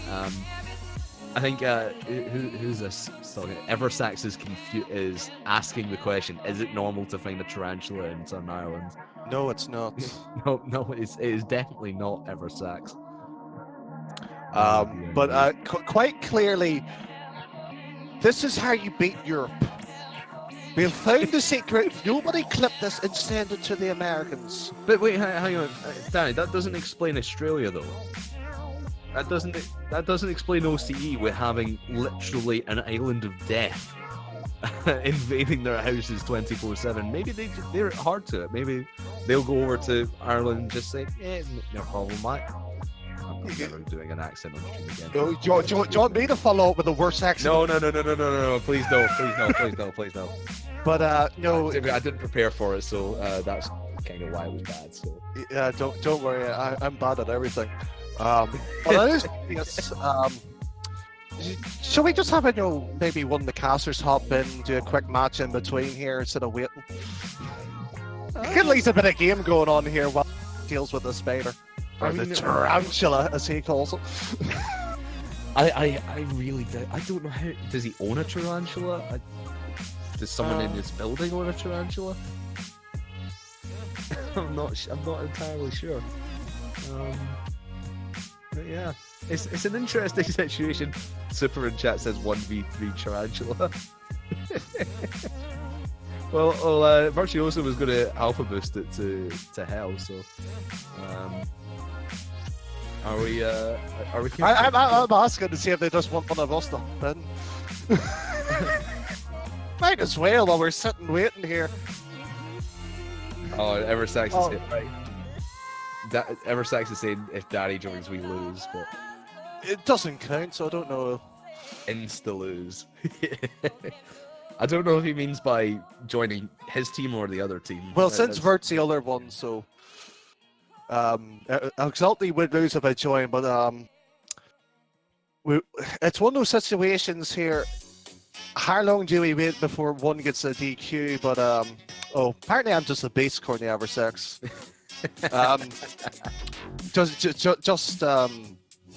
I retired and just went in the cast to make everybody's life easier.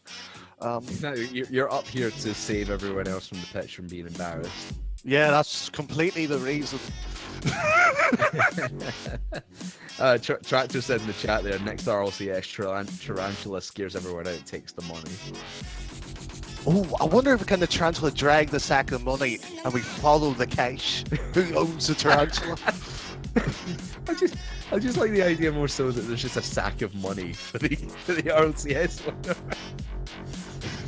Here, well done. Here's $1 million in a brown envelopes or something. Oh, brown envelopes. Who's got the backhander there? Oh yeah. Just as an update, Vert still has not returned with himself or the tarantula. So the tarantula might be declared the winner of course, the tournament and gets an automatic spot in, of course, our finals on Sunday. That's coming. Yeah, of course.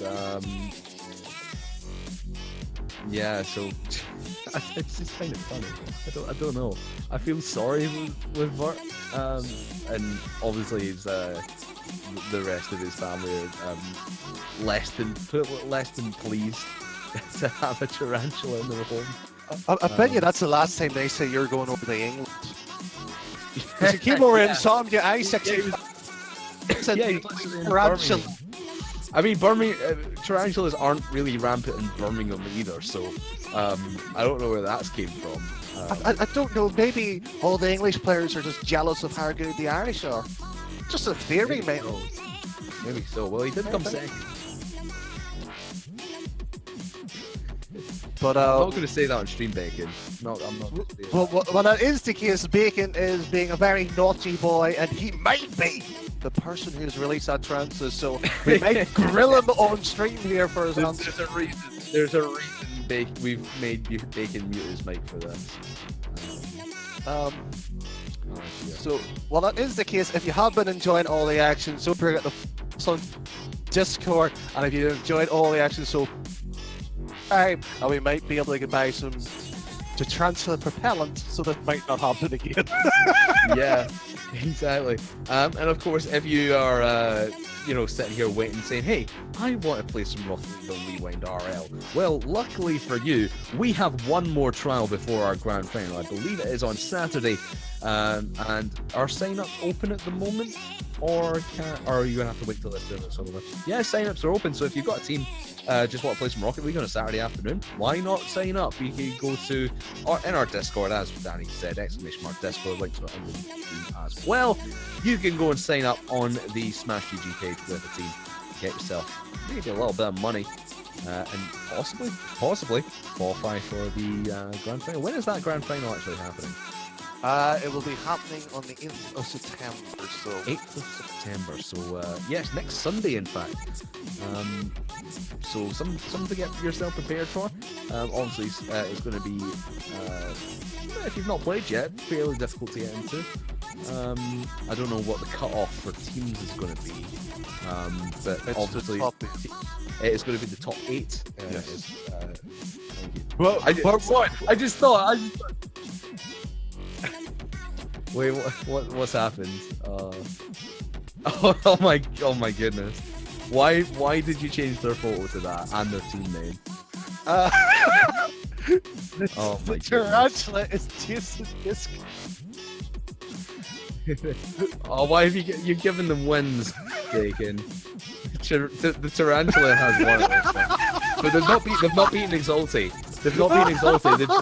They've literally. Can you just change Exalti to Virtuoso and put a picture of him in? Because that's pretty much what it's going to be. Tarantula 4-2 against Virtuoso.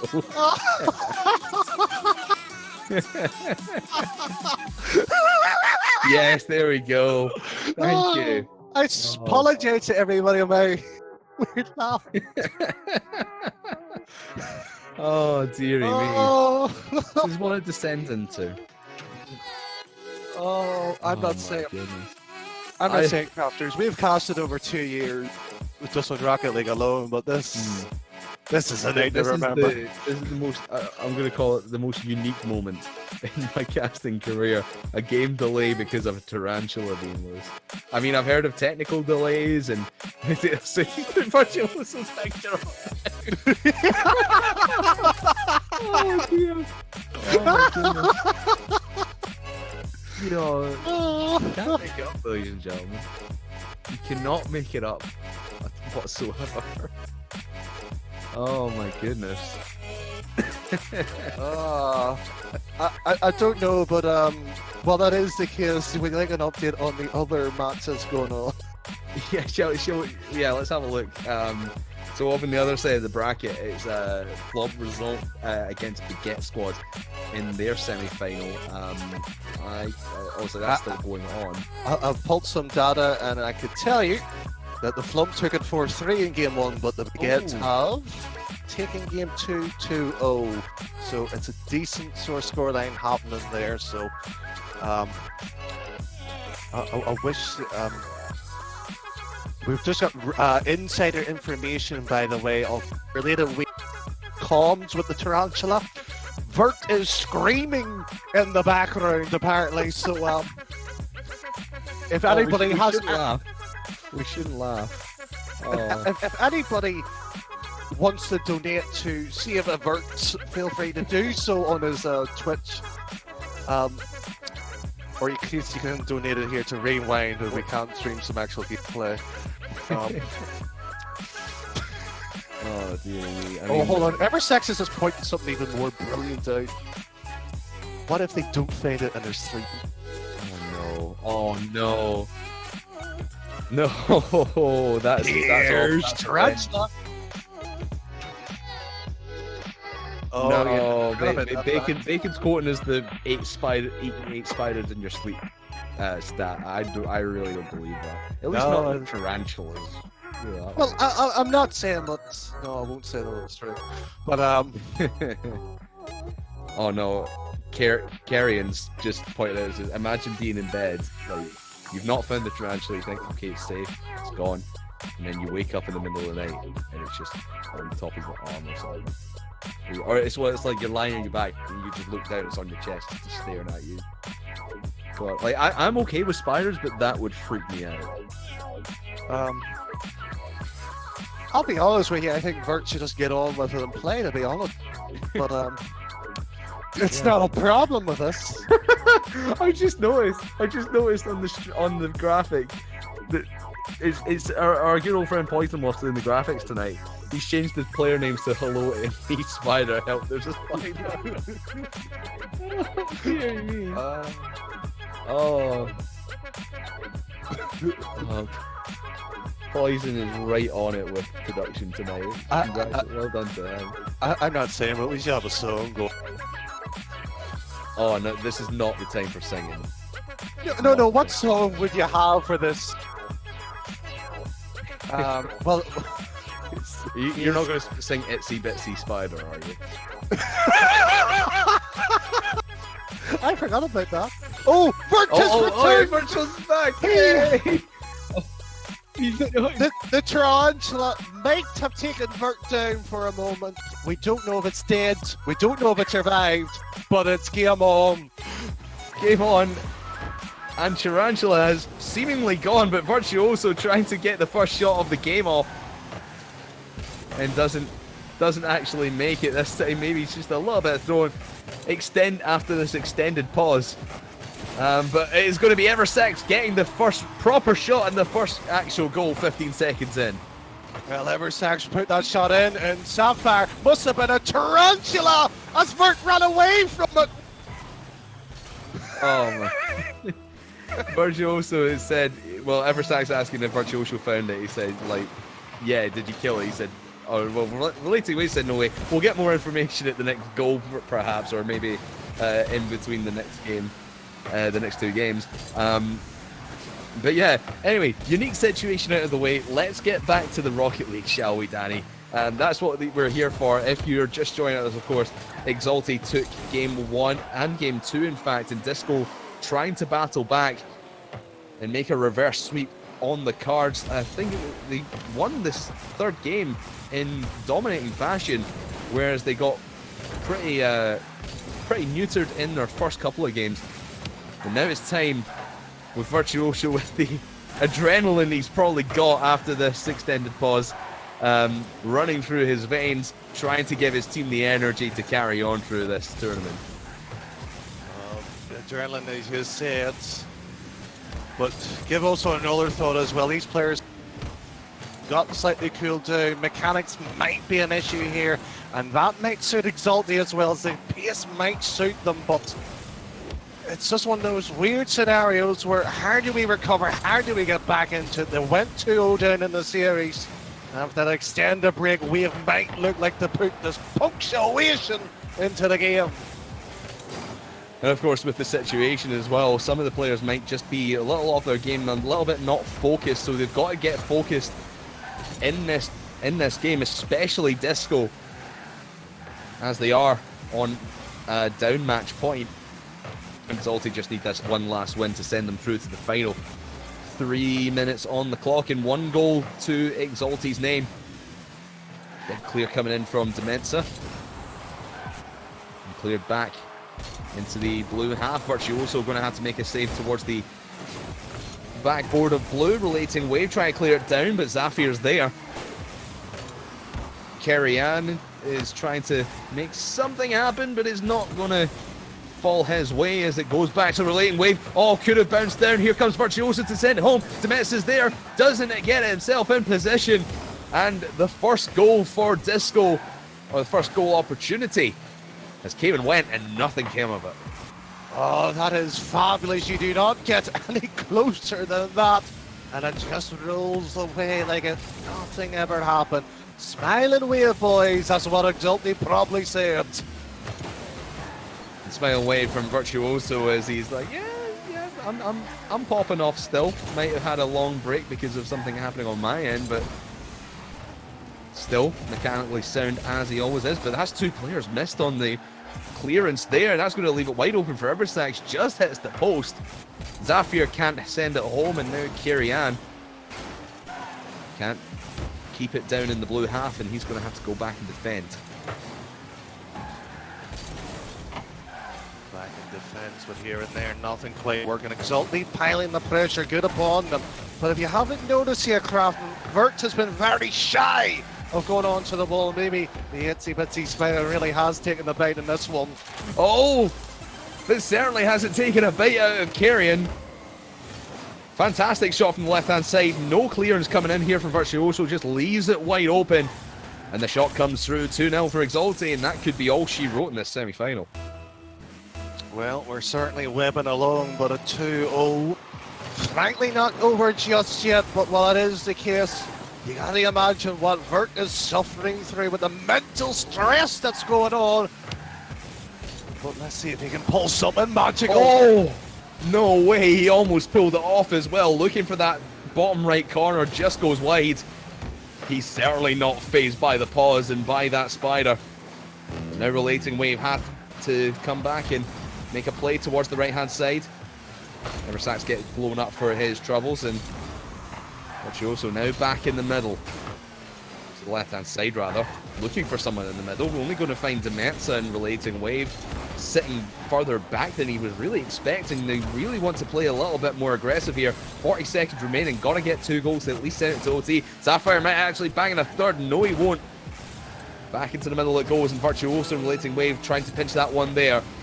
Virtuoso will try and follow up. Demetza was there as well. Relating Wave trying to pick up the pieces. Not going to happen for him as it goes back towards the blue half. Carrion looking to delay the push up field once again. 15 seconds left. It could be all over here for Disco. And it seems like it's going to be that way. Demetza might have one last opportunity to put it into the middle, to at least have a couple of seconds left on the clock for kickoff, but it's not going to happen. Virtuoso has been defeated by the Tarantula, and of course he leaves immediately to go help his family. 2-0 here in game number 4, and Exulti make waves into the grand final of this trial number 3.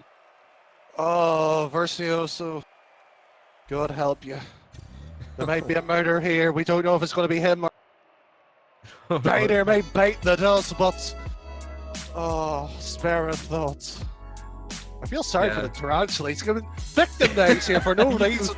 You feel sorry for the Tarantula? Yeah, I think Virtus is making him out sound like the bad guy in this one. Maybe so. What I want everyone to do though is go tweet at VirtuosoRL and just wish him some support in the tough times that he's going through. We want to see a picture of it though. We We want to see this monster. There's only 2 monsters in Ireland. That's me and this tarantula. Oh dear. Oh man. Well. Anyway, so moving on. Moving past that, great stuff from Exulti as we've seen, and they're going to be moving into the grand final. Danny, who did you say they're going to be facing? On that result? As far as I'm aware, it is the Baguette squad who has taken it, but while it is the case, I have some bad news. Oh no. We'll see you on the other side of the break. Oh, he got his.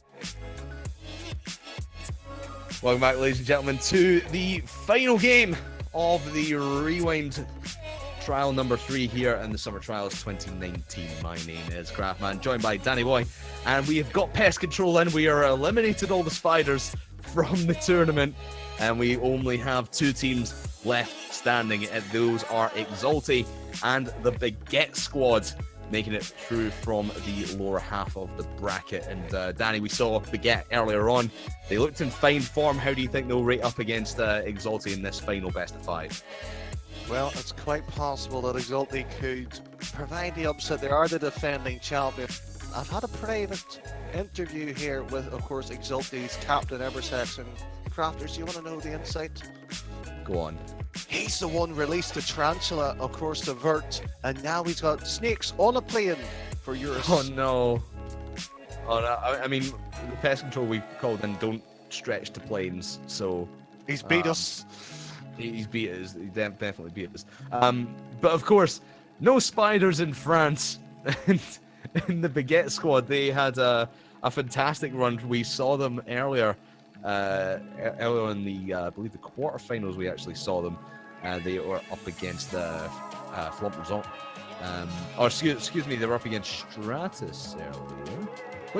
I'm confused. Oh, it was against Flomperzon. Or did we? No, it wasn't Flop. We saw Nessus against Flomperzon. It was WLF. WLF, that was it. Yeah, WLF. The team name I can't say. Anyway, let's get this final going. Who is going to be our winner? And I'm a bit too hot on the trigger there. We're missing a couple of players, so let them move in. Best of 5 here in the final. Danny, what's your expectations for this? How do you think Exalti and Baguette are going to play, and who's going to come out on top? Well, on top, potentially, you would imagine the best Baguette squad. Fabulous player, great to see. I've seen a few Frenchmen running around our chat here, and of course a fellow Cancer and Rocket Baguette. So lovely to have them drop by. So while the Baguettes are a decent squad, I'm going to go for the upset. I think it's Exalti 3-1.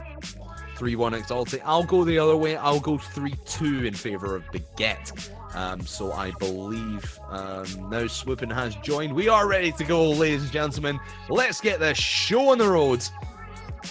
and get our final underway here. Let us know in the chat as well who you think is going to win this one and what the scoreline is going to be. Is it going to be Baguette squad in the blue, or is it going to be Exalti continuing their dominant run and becoming 2-time champions of the Summer Trials and well on their way to the grand final next week, next Sunday night here on Rewind Gaming? As the game begins, Sapphire taking a shot towards net, try to pop it over a couple of players. Not going to work out for him this time as the ball cleared back towards the orange half of Champions Field. Zafir able to get that one away before any danger comes in from Baguette squad. Trying to make a play of his own. There's Eversax in the middle. Great passing play and very, very well done by Zafir and Eversax. Oh, beauty of that one. And John, the pass by Sapphire gets it in. Of course, both the two teams, bit of waiting had to go around. Of course, both of those are semi-finals, so not really shocked to see a little bit of a slow start, but this goal might set the pace now. Exalti trying to play a little bit quickly here as Carrion trying to fake out a couple of players. He's actually made 2 players jump. Swooping is there to pick up pieces and now passes it off to Yukis. He'll shoot himself into the top left corner. Not going to fall. Here comes Richard with the full up. Not going to happen. Great defense by the Exalti side, but that could have been better shooting by the Baguette squad. Here comes Rizzo, actually follows it up. The pass out from Swooping, and they do eventually get the tie and go. Oh, you say it was a nice little shot, to be fair, but Kieran, a bit too slow to follow that one up. It was a postage stamp. Anybody could have read that one. A minute gone, 1 apiece. Finally, a bit of pace with the Baguettes. We're only a minute in, ladies and gentlemen. This game is going to go like the clappers. And Zafir trying to air dribble it through. Rizzo up to make the correct save. You might want, if you're both these teams, you might want to think about slowing it down a little bit. Quick start, but maybe just settle into your rotations a little bit more. As Eversax tees it up for Carrion. And he slams it home. Lead once again for Exalti. Oh, this is beautiful. Sets it up to that backboard of the fence. Sitting there like ducks. And frankly, it was just shooting range for Carrion. Set in perfectly behind the 2 keepers. 90 seconds here have gone and by. We've seen that quick pace, as Crafters has pointed out. Maybe a slight slower pace for the rotation might work. Oh, nothing slow about that. Right off the kickoff, Swooping comes swooping in. And Rizzo got the pass out to him, fakes out the defense. Sapphire wasn't ready for it, and Swooping able to touch that one down. Fantastic play. And just as quickly as Exalti went ahead, Baguette bring it back. They're hot on their heels.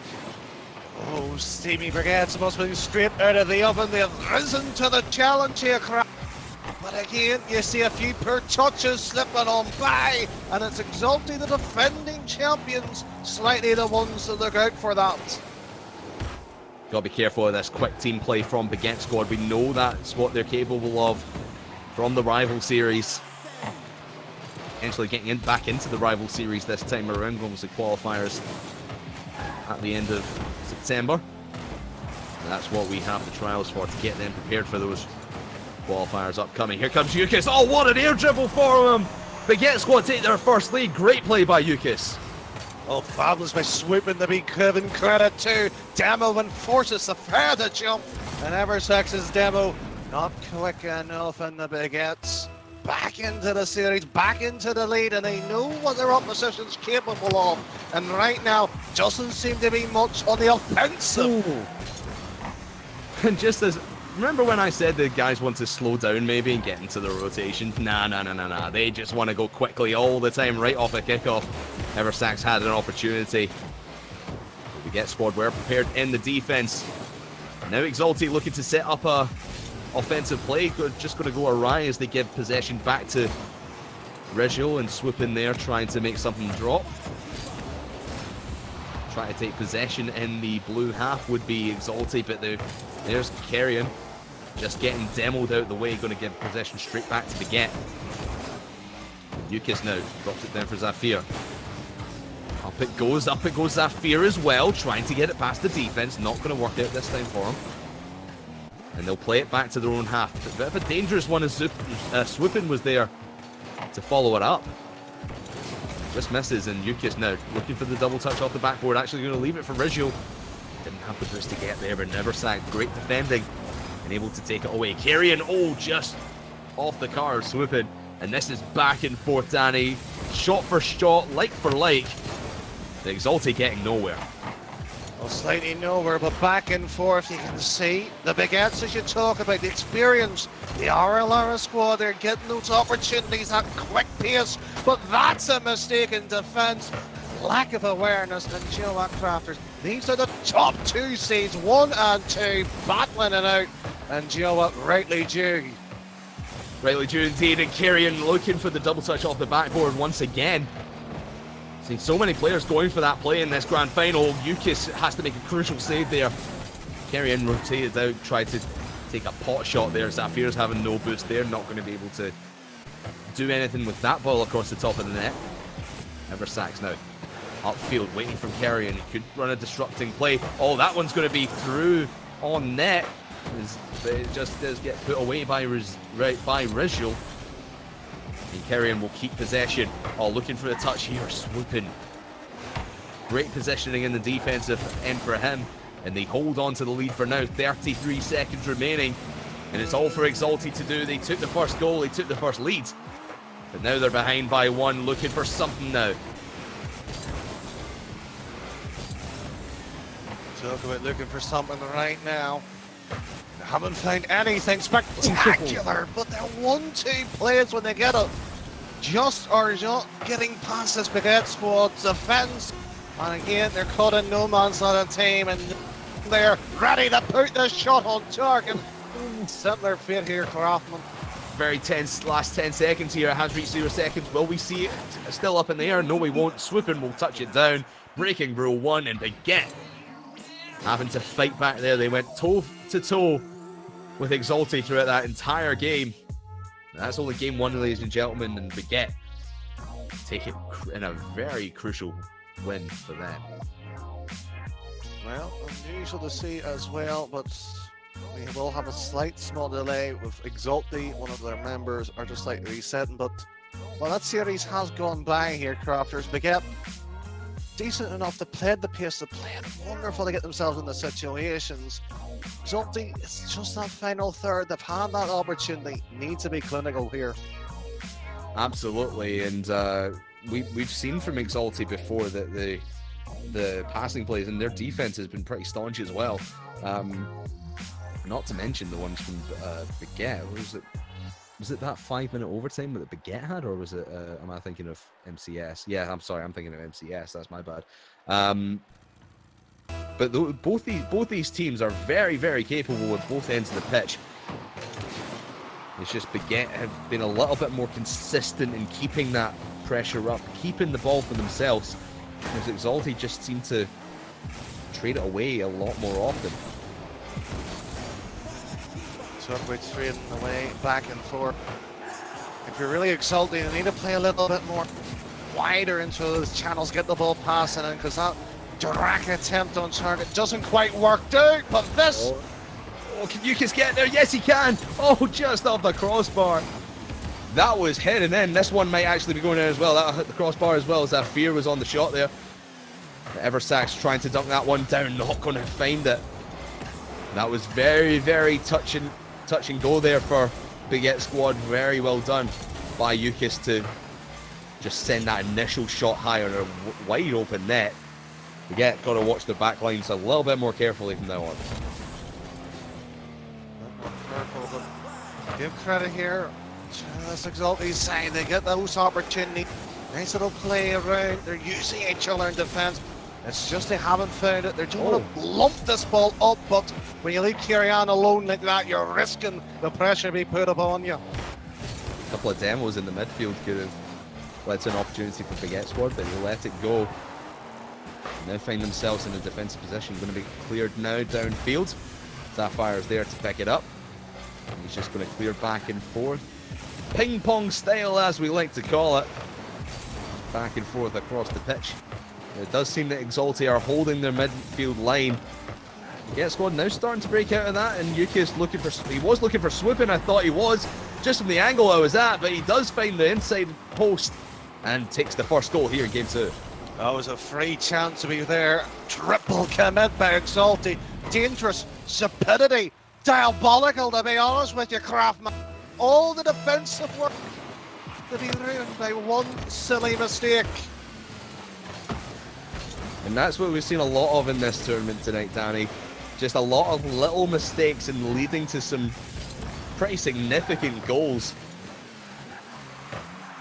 It's just a lot of these teams need to start a little bit more clinical and clean up their act. And I've said it before, that's what these trials are for, but it's also for Swoopin to put a banger of a shot in the net. Oh, just have to appreciate that one. Safair sadly couldn't do anything. Eversex wait, and unfortunately for him, choose poorly. And 2-0 like that in the Big Eights really are turning on a bit of style in this grand final. That they are, Danny. One game up. 2 goals up here in game 2. Exalti seeming a little bit shaky. Honestly, one of the better opponents that they've faced so far, but Kerry-Ann doesn't care about that. Just before halftime, he scores 1 to bring it back. Oh, this is beautiful. Safair drops it straight in. You bit of position there. You've seen the double rotate, and frankly caught napping as the third man. But again, 2-1, it gets Exalti back into it. They have a response at Lavecrafters half the game, and hopefully they can pick one more, and we might see a little more tighter series. Well, it's still all to play for here in game 2. The Get Squad trying to mount a bit of more pressure here in the orange half of the field, but it's very well defended by Exalti. Now a big long clear, only Swoopin is back to defend this. Will call the rest of his team back. Good pass in the middle out to Kerry-Ann, but Eversax just shoots straight into the path of Swoopin. That one's going back. Zafir has to get it off the backboard. Very well rushed back by him, but that was almost a dangerous spot for Exalti to be in. They get themselves out of danger. How much longer can they assault upon Exalti here? They will find a chance to break free, but again, a lacking for this long ball. They just want to play it deep, but again, they've tried it before, hasn't worked with much success. Need to change things up. A deeper man demo, a pass in field might work a little bit nicer, but this could be a start. What a pass in from Kieran, or to Kieran from Zafir. Swoopin just mistouches that, trying to probably control it on his own car, and he just hits it in the path of Zafir, and Kieran's there to send it home. Ties the game up with 2 goals apiece. Just over a minute and a half to go. Exalti getting themselves back in. Oh, Zafir could have gone for an air dribble there. Just touched away by a defender. Like I said, still all to play for in this grand final. Yukis sends it high. For Swoopin, excuse me, in the corner. Won't find him. Just bounces out to the other side, and Exalti will start mounting their attack. Not if Rizzo has anything to do with it. Kerry-Ann trying to clear long, and Baguette are starting to pick up these long clears by Exalti. You see here a long clear coming in, but Yukis is defending that midfield and able to keep the pressure deep in orange territory, not giving Exalti too much space to work with. Yes, frankly, yours has worked wonders there, making us up, but it's Kerry-Ann with a decent save there, but Rizzo with that sort of chance, but that's a bullet to the defence. That was very touch and go there from Baguette Squad. 2 men committing on defense, and I think there was 2 men again, but Eversax just can't make it drop. Last 15 seconds now. Can someone make a goal before we reach a crucial overtime? Eversax looking for the redirect, not going to have it. Yukis able to defend. Shot coming in, Rizzo able to get it away. This one's heading straight towards the Exalti net. Swoopin has it up on the back wall, but Zafir's got control. Rizzo tries to get it, bumps Zafir out the way. Now is Exalti carrying it down the other end of the field. It's in! Kerry-Ann carries it all the way, and Exalti tie the series. Oh, this is spectacular. Exalti, look at all of them. Kerry-Ann on the left, Sapphire on the right, and Eversex down the middle. That wasn't going to drop. Lovely bit of pressure, and you know what, the captain from Belgium doing well enough to get this back into it. And Crafters, finally we see Exalti living with a little bit more spice, a little bit more pizzazz into their gameplay. Absolutely, and that carry down the field right at the end. The Get Squad were in a prime position to set up a 0-second play for themselves, but they just let the possession go, and I believe it's Exalti and, or excuse me, Kieran and Eversax able to just carry it down the field themselves and get into that spot to slam that 0-second home, because the Get Squad were fully committed, couldn't get themselves back in time, and all of a sudden, it's a tie series. First to 3 games it's going to be, but it's now essentially a best of 3. As we tie it up in this best of 5, Yukis able to defend right off the kickoff, and Exalti, they've been liking to take possession straight off the kickoff in these series. Able to trade it away. Oh, it's Zafir falling from the ceiling, can't make the pinch shot work for him. And their first possession just goes without a score. The Get Squad trying to set their own thing up, but Exalti defending well, getting the possession back for themselves. Kieran shoots on net, but Rizzo able to take it away. Eversax trying to follow up, couldn't put it under the crossbar. Zafir will try and run some interference here in the blue half. A bit of interference, but watch out for Eversax. Carry on, that's a beauty! Oh, that would have been the 8 Rafters, but the transition from the Baguette's too hot to handle.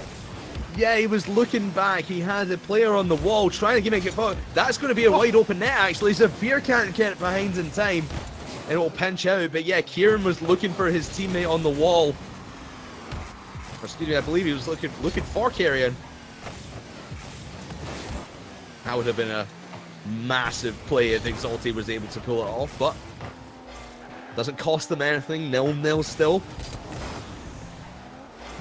Now the Get Squad looking to start mounting an attack here. Yukis into the middle. Teammate misses, but Swoopin's at the back to pick it up. Full tanker boost, trying to make something drop. Tries to touch it with the wheels of his car to touch it down softly. Not going to work out for him this time. Rizzo. Get it back to Swoopin. Oh, that's trickling towards net, actually. Sapphire was lying injured, and we might have a stretcher finally getting him back up. And I think the players are willing to play. Shall we offer them a reset here, or are they willing to? Well, Zafir was the one that. Zafir was the one who just disconnected for a second, but they all seem to be back in and fairly happy to continue. Good sportsmanship by both sides by stopping there before anything major happened. So we'll essentially call it a reset, and 0-0 it will be. Just a couple of seconds came off the clock as Zafir got himself back in, but this is all still to play for, like I've been saying. The Get Squad trying to set themselves up in prime position. Yukis, oh, just under the crossbar after the reset. 2 minutes 27 left, and Yukis with a banger of a shot. Well, after the fair play from both the two teams, you couldn't begrudge them. The Baguettes would have scoring, but maybe Sapphire was going around and trying to plant the tarantula of his own. The Get Squad now with the first lead since game number 1. Eversax trying to take out everyone on defense, but no one was there to attack from Exalti, so will go back into their own half, and now Eversax beats all 3 men. Where was the defense here, Danny? As you would say, that's diabolical. I think every caster in the world started to use that.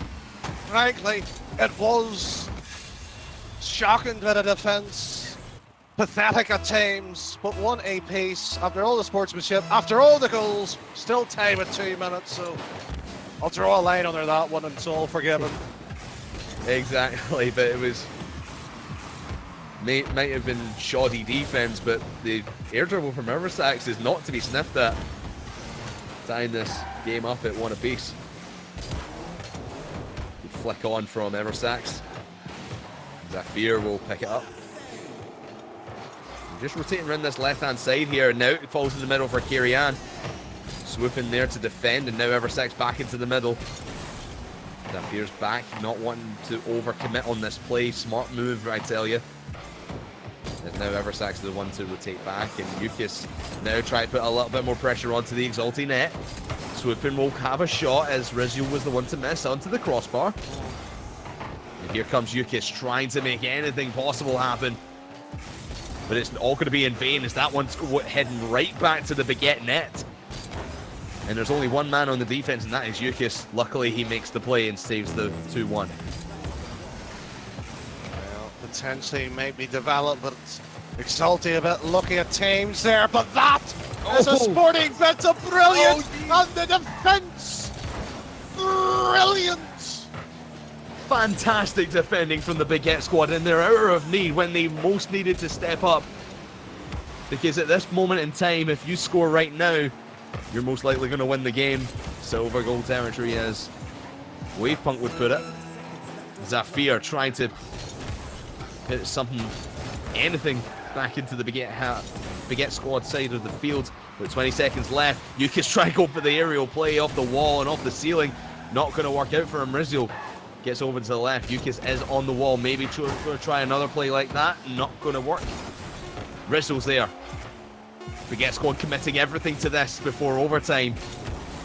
They could make something work out. This one will roll up the wall before 0 seconds. Actually bounces out. Rizio looking on the backboard here and going to send it away, and it will drop onto the floor. And overtime has been reached. Simple as that, Crafters rotate. To be fair, justified the way this game has been going. The series. Can the Baguette squad take the advantage, the experience, in comparison to the opposition here in Exalti? But back and forth she goes. That ping pong pit, as we're all familiar. When you see this ping pong, it just really means that teams don't really want to commit too much. They're just happy for a couple of players to hit it back and forth between each other, try and get midfield control. 30 seconds in though, Exalti looking for a shot. He will get it. Zafir just gets saved out by Yukis. But that was falling under the crossbar, and now Eversax was in a position to maybe try that, as his teammate so did. Kirian on the left-hand side will try and run some interference here. Back into the middle. Eversax in an awkward position will call Zafir in. The defense from Baguette squad starting to step up. This barrage of rotation from Exalti is just getting met by a barrage of defensive rotation from Baguette squad at the same time.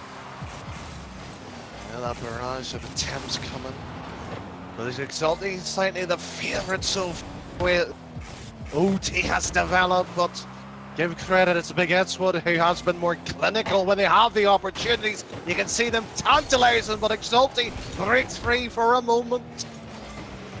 And Yukis looking in the middle for Rizio. Oh, just hits into the path of Eversax. No third player there to follow up. Means Zafir has the 1v1 dribble opportunity. And that's going to get taken away from him as Baguette squad starting to get aggressive once again. Rizio holding midfield. That's what it's all about when you start getting aggressive. If you hold your midfield control, you will have pressure down in your opponent's half, and that's exactly what Baguette squad is trying to implement. Zafir having none of it, bumping a player out the way, will let the rest of Exalti come in. Kerry-Ann's there on the right-hand side with no one around and might have a lot of space here. Eversax in the middle, waiting for the pass in, double save. And Baguette squad struggling a little bit in defense, but this barrage of shots is fantastic to see from Exalti. But the defense rotation just keeps coming, Zafir almost had it under the crossbar. He might have it there. Oh, Zafir went for the bump play on Rizio off the shot from Eversax. 2.5 minutes gone in overtime and still no closer to finding a winner, Danny. Well, no closer, but that sparks of brilliance by Eversax. He's carrying on with an attempt, trying to find a pass into the middle. And again, it's that last touch there. Only if it went through. That's a thought that goes through, but it's still Exalti piling that pressure upon them. Oh, if only Kieran had just maybe 20 odd boost on him, he could have boosted down and got the jump on the defender. And alas, he used it all on the aerial play, and now it's great from Eversax. Actually, no one's back here. Rizio misses. This is wide open for Zafir. It's actually just going to roll in from Eversax's touch. And Exalti take the 2-1 lead in the game. 2-1 lead in the series. What was that? What was that from Rizul? It was wide open. He had all the space in the world. And the flick just doesn't work out from Danny. Crafters, that's even worse than a diabolical. Oh no. I haven't found the word yet for that there, but that's close to a wooden spoon. That's just shocking, let's just put it that way. But Exalted, they came back into it and give credit as well. It should be mentioned again. We don't get to see it that often, but fair play to both the two sides who stopped in the middle while that is happening. Yeah, good sportsmanship from them to see as well. And but Exalted on match point, or not just match point, but series point, not just series point, but championship point here, Danny. They could take it all in this next game and take those 15 points straight into the final, which is next Sunday, of course. One more trial to go, of course, on Saturday this week. Not signed up for that, go sign up, play on Saturday, and earn some points, maybe find yourself a place in the trials finals next week here on Rewind RL. But for now, we will focus on this match of Exalted versus Baguette Squad.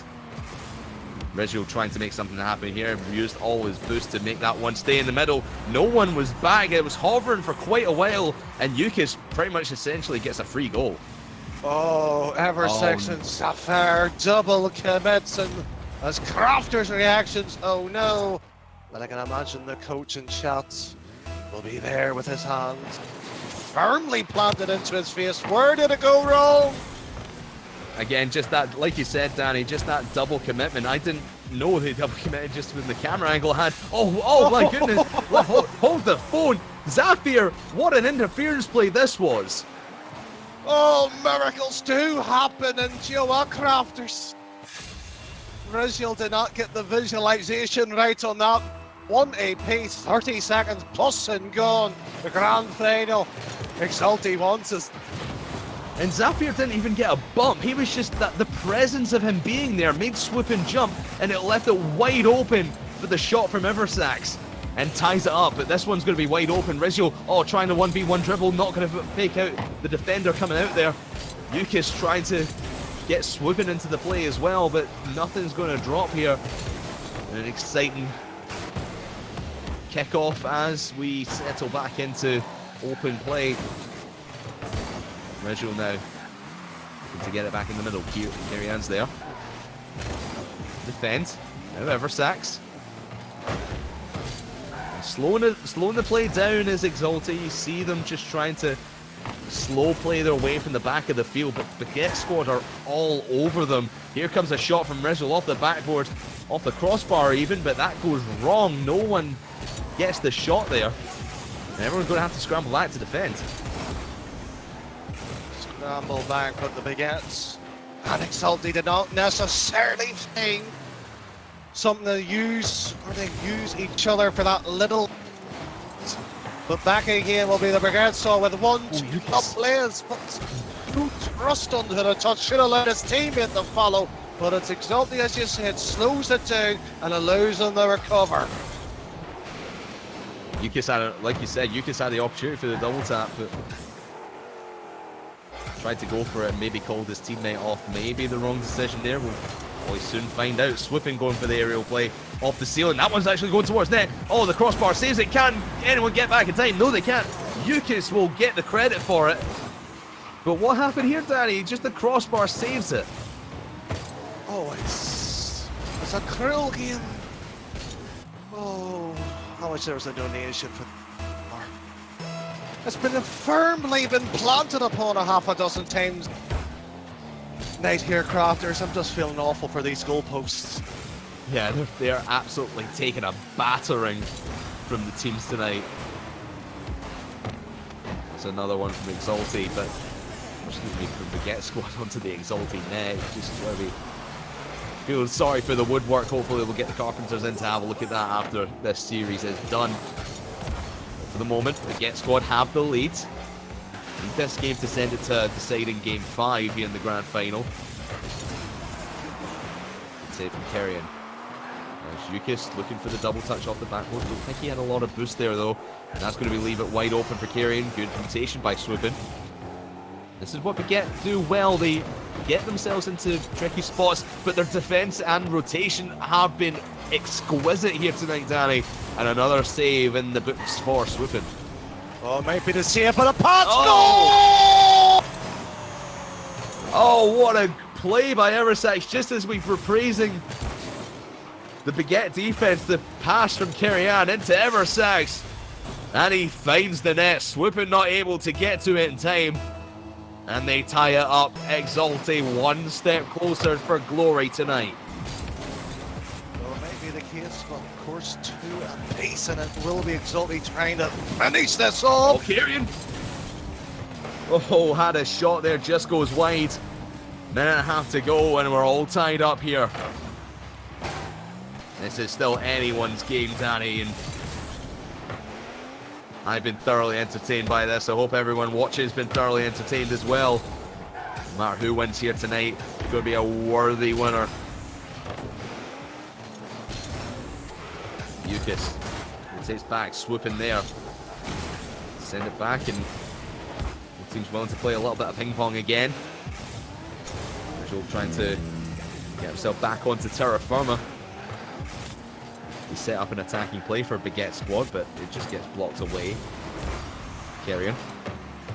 Slow playing it from the back, not able to find a teammate, and Zafir comes rushing in there. And now Carrion will go for the dribble play. Into the side goes Eversax, and Yukis, almost got dunked there by an Exalty player, but Rizal has an attack now going off the backboard, not going to be followed up by any other Baguette squad player. 30 seconds to go, and this is so back and forth, Danny, you cannot pick a winner. You might be slightly foolish to pick it now, but Exalty are the ones onto the march of possession here and there. They'll look on target with a shot like that, but nobody following up. I think they're happy to play OT. Might be settling for that there, but it looks like Baguette squad might have one final crack at this. Maybe even Exalty as they fire it into the blue half of the field. Up on the wall they go. Rizal trying to just touch it down, play OT, and he will. Giving themselves the reset chance, and maybe Baguette to get something off the kickoff here. Trying to get it, but it'll be Exalty taking the early advantage, but back and forth it goes. Can Exalty keep the pressure upon? Of course, that Baguette squad. Oh, what is a big miss from Rizal. Leave it's there for Zafire. And the mistake by Baguette squad, and the defense has been so good all day, but that one little mistake from Rizal leaves it wide open for Zafire. And ladies and gentlemen, Exalty are your trial number 3 winners, and 2-time here in the summer trials of 2019. Oh, fabulous grand final that was. We've seen sportsmanships, we've seen everything developed into that one, but it's a mistake that's costly, and it teaches you it's worthwhile having a coach to work on things like that. Indeed, and Baguette squads, they were a worthy competitor, and of course we might even see these guys line up alongside each other on the field in the rival series play-ins. So that's going to be exciting to watch if Exalty and Baguette team up against each other once again. So look out for that. But of course, Exalty, worthy winners. Here we go, 2 in a row is what they say, and they take a solid 30 points now onto the leaderboard and go first. And they're looking like the first seed for our finals next Sunday. Well, potentially, but while that is the case, Crafters, we've seen everything tonight, even a tarantula. Well, of course, that won that cup final, so hope everybody subscribes, well, goes into it, but while that is the case, sadly that is the last game on screen tonight. It is indeed, but of course, like you said, we do have one more trial for you before the end of the week. It will be on Saturday. I believe it's starting at 12 European time. I will be corrected if I'm wrong about that. I believe 12 British time, so 1 p.m. CEST, 12 p.m. BST. So you want to be there for that. Sign-ups are open, of course. Head over to our Discord for more details, and of course follow us on Twitter for more information about the rest of the summer trials. But Danny, final thoughts before we close this one out tonight? GG to the tarantula. Yeah, Tarantula is the real winner here. Unfortunately, we're wishing you well here. But from everyone here at Rewind, thank you very much for watching, ladies and gentlemen. Thank you to Fruity and Subpar for the host. Bacon, you were a fantastic observer once again. Poison Wasp, great work with the graphics. And thank you to all the teams for playing as well. We will see you on Saturday for trial number 4, the last trial before the finals next week here on Rewind RL.